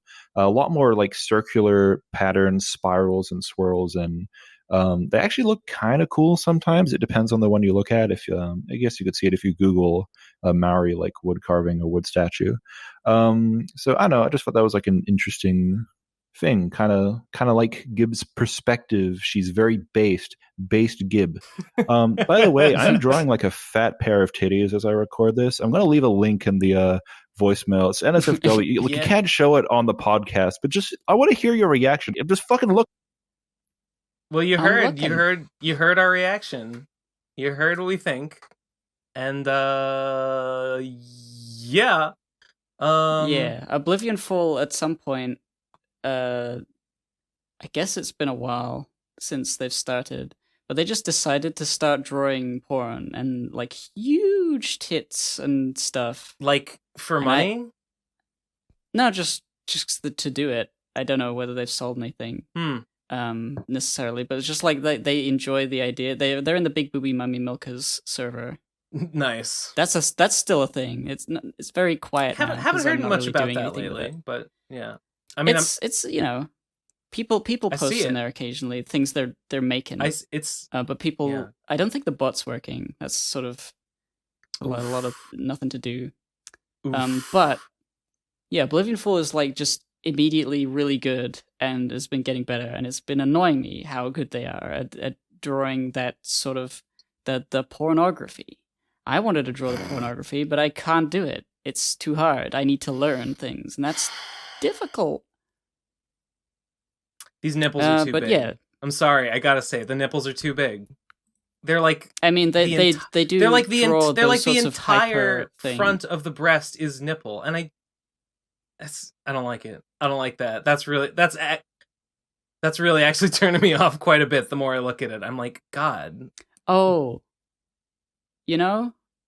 I can her right breast nipple seems a lot bigger than the other one.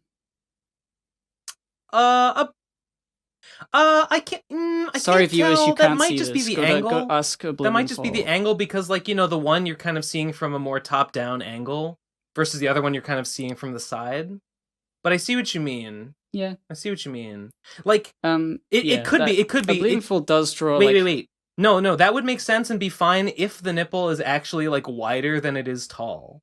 But if they're supposed to be a perfect circle, I think you're right, and the proportions are a little different. Yeah. But yeah, Oblivion Fall does draw like hyper large sex. Hyper large sex.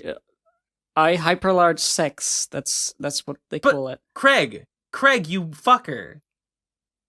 He left the Craig call. Didn't want to see. He left the call. He was Craig's offended. Too pure. Piece of shit. Can't even find the Craig. I can't believe Craig is such a virgin. Perma virgin. Nerd. Let's see. Can I get him back in here? No. He's not listening. Wait, if you want me to stop recording, Craig is a volcel. I've been unexpectedly disconnected. If you want me to stop, please. Okay, this is not even on topic right now, but I want to fuck with Craig. I just want to. Can I tell him to leave and then rejoin? Yes, but it didn't. Okay. Well, whatever. You got anything to say about the tiki thing? Yeah, I'm not sure. I haven't seen many comments talking about it, like necessarily having like an opinion. I think there was that one commenter who said, hey, I'm black and I don't care. So I was like, yeah, okay. Problem solved. Yeah, it's not really problem solved, but like it's something. I don't really know exactly what to do yet. Yeah. Obviously a redesign is in order. I'm just trying to figure out how to do it. What if you know what I thought about? Yeah. I thought about this week, and like I had a thought, and I don't want to speak on it as though I have like any say in like what the character is or does, right? So that's not what I'm trying to do. But I had a thought that was just like a what if, and it was like, I don't know. This is kind of stupid. Don't take this too seriously. Don't take this too seriously. It was just a funny. What if the character of Tiki had a revelation that they were like, huh, you know, I didn't even know anything about Maori Islander culture. I just made this mask because I thought that's what a witch doctor should look like. But now I realize that this was like an insensitive racial caricature. And then she just takes the mask off and is like, I'm still going to make potions and stuff because that's what I do. But I'm not going to wear this mask anymore because like I don't think it's appropriate. That would be funny. It's a little like too like obvious self-insert meta humor sort of thing.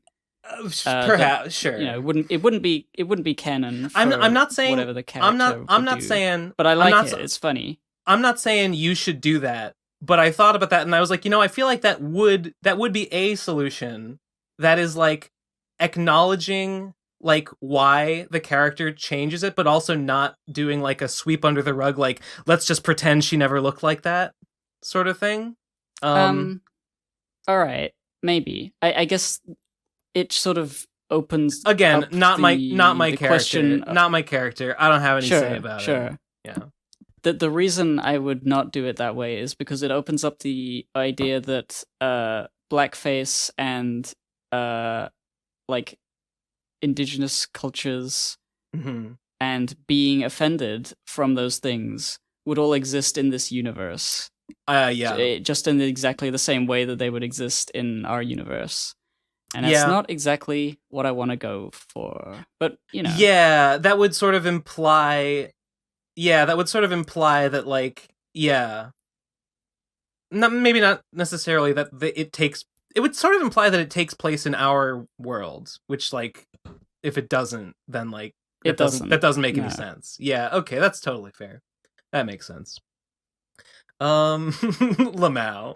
She's like, it's I'm imagining she takes the mask off and like she's got kind of like a long neck, right?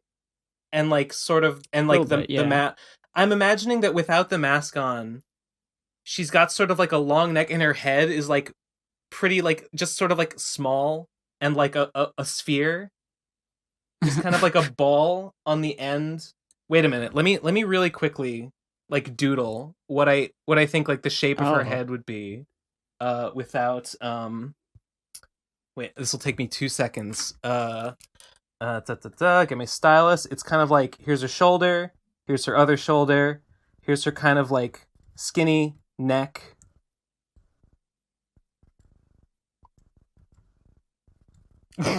Yeah, that's perfect. Let me grab that with my little tool here and bam. Like without the mask, that's the shape of her head.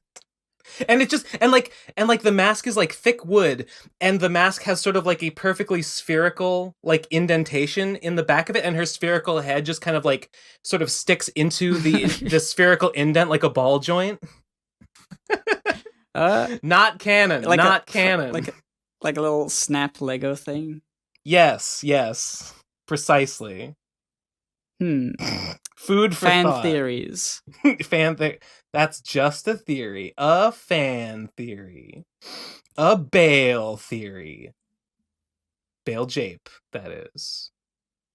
I was thinking about like Bale Jape and like the fact that the story continues, but it wouldn't be called Bale Jape again because Bale Jape is just it's a silly play on jailbreak. and it's also barely makes sense. Veil does not have anything to do with the comic, and Japery kind of does. Kinda.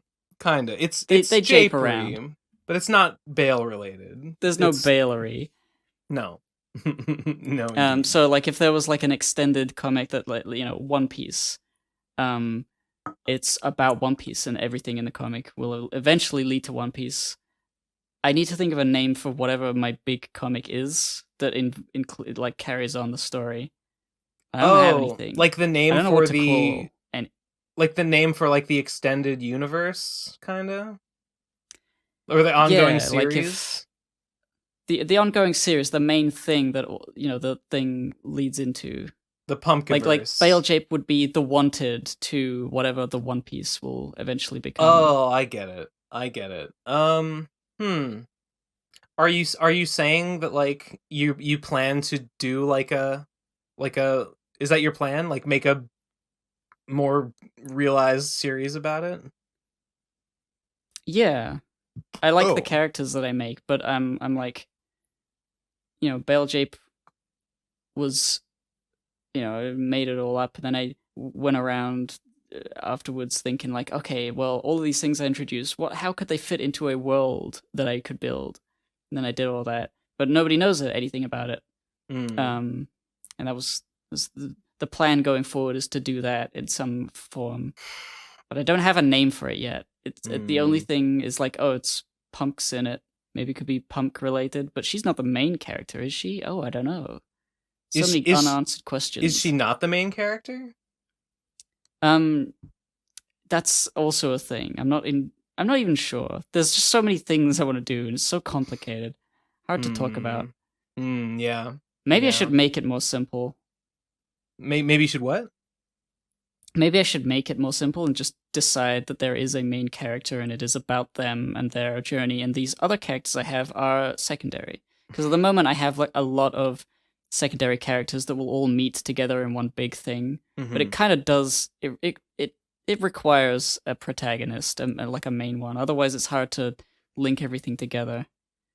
Punk would be it, probably. I mean, that's just what I assumed. But I don't know. Yeah, I don't know. Names are hard, and so is basically everything when it comes to nailing down the details. Is like, it's like painful, right? You know what I mean? Because like when you're coming up with a story and when you finally nail down the details of what it is, you are throwing away like all the other things it could have been. Every possible things it could be, yeah. And sometimes it's like, oh, that would have been cool, but I want to do this. And it always comes at the expense of something else. And it's like, ugh, it's hard. It makes it very hard for me.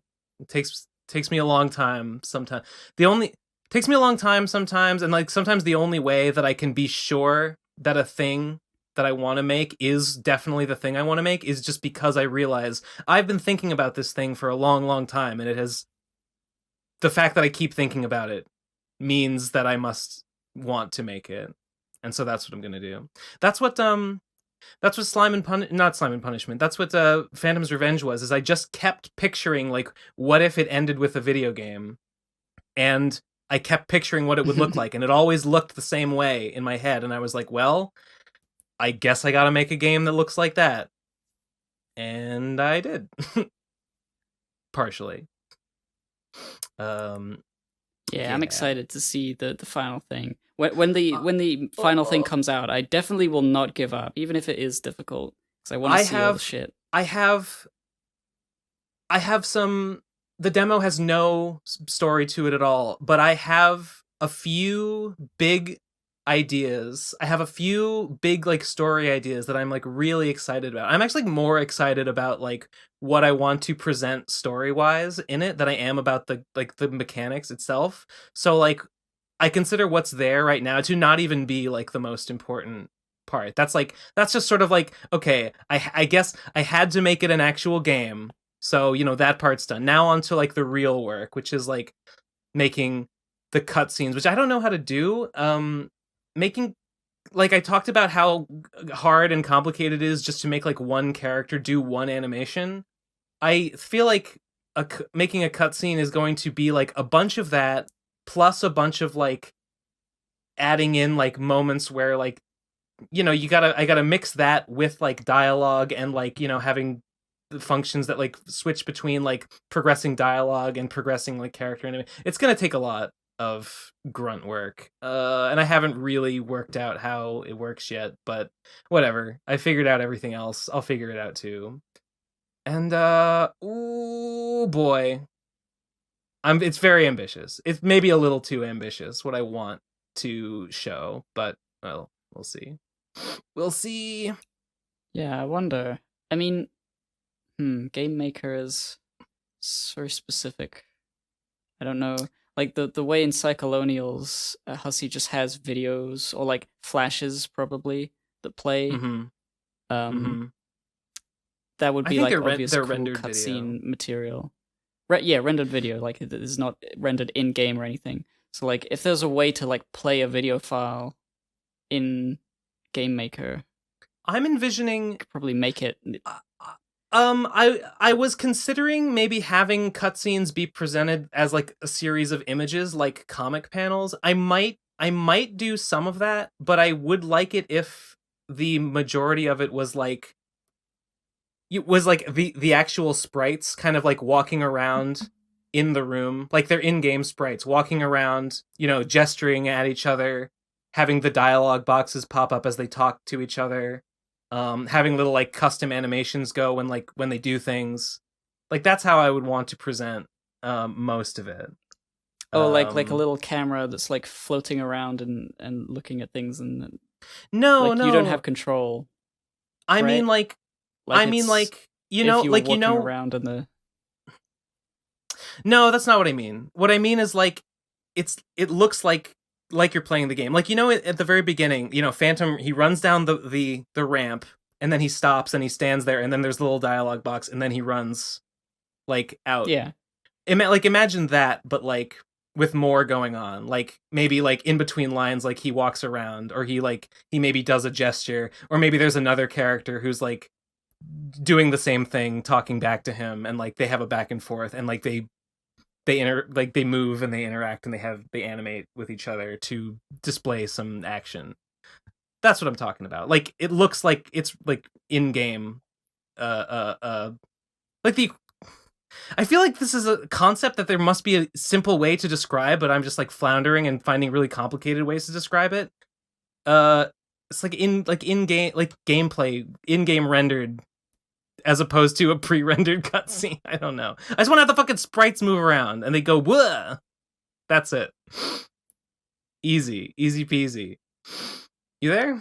They move around as if in game. Yes.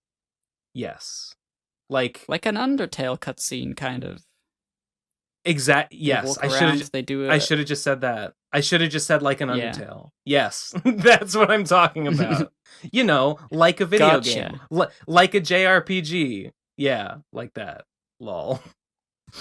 I'm sorry, I took so long to express that very simple idea. Oh my god. Okay, we're at 3.5 hours. Lamau. Fuck you, Eleazar. How does it keep happening? I don't know. I'm just so full of ideas. I'm not filled with anything. Brimming with creative potential that just has to flow out of me and create content to be consumed, to be fed into the algorithm. Disgusting. It's delicious. But I guess we should wrap up if you're ready to call it a day. Yes. Okay. Well, that's it then. Send us a voicemail at speakpipe.com/PCP voicemail if you want. Support us on Patreon at patreon.com/The Pro Crastinators for 1 billion fucking bonus episodes for $5. And I don't know. See ya. Bye. I forgot brain lock gone. Goodbye. Good night. Yeah.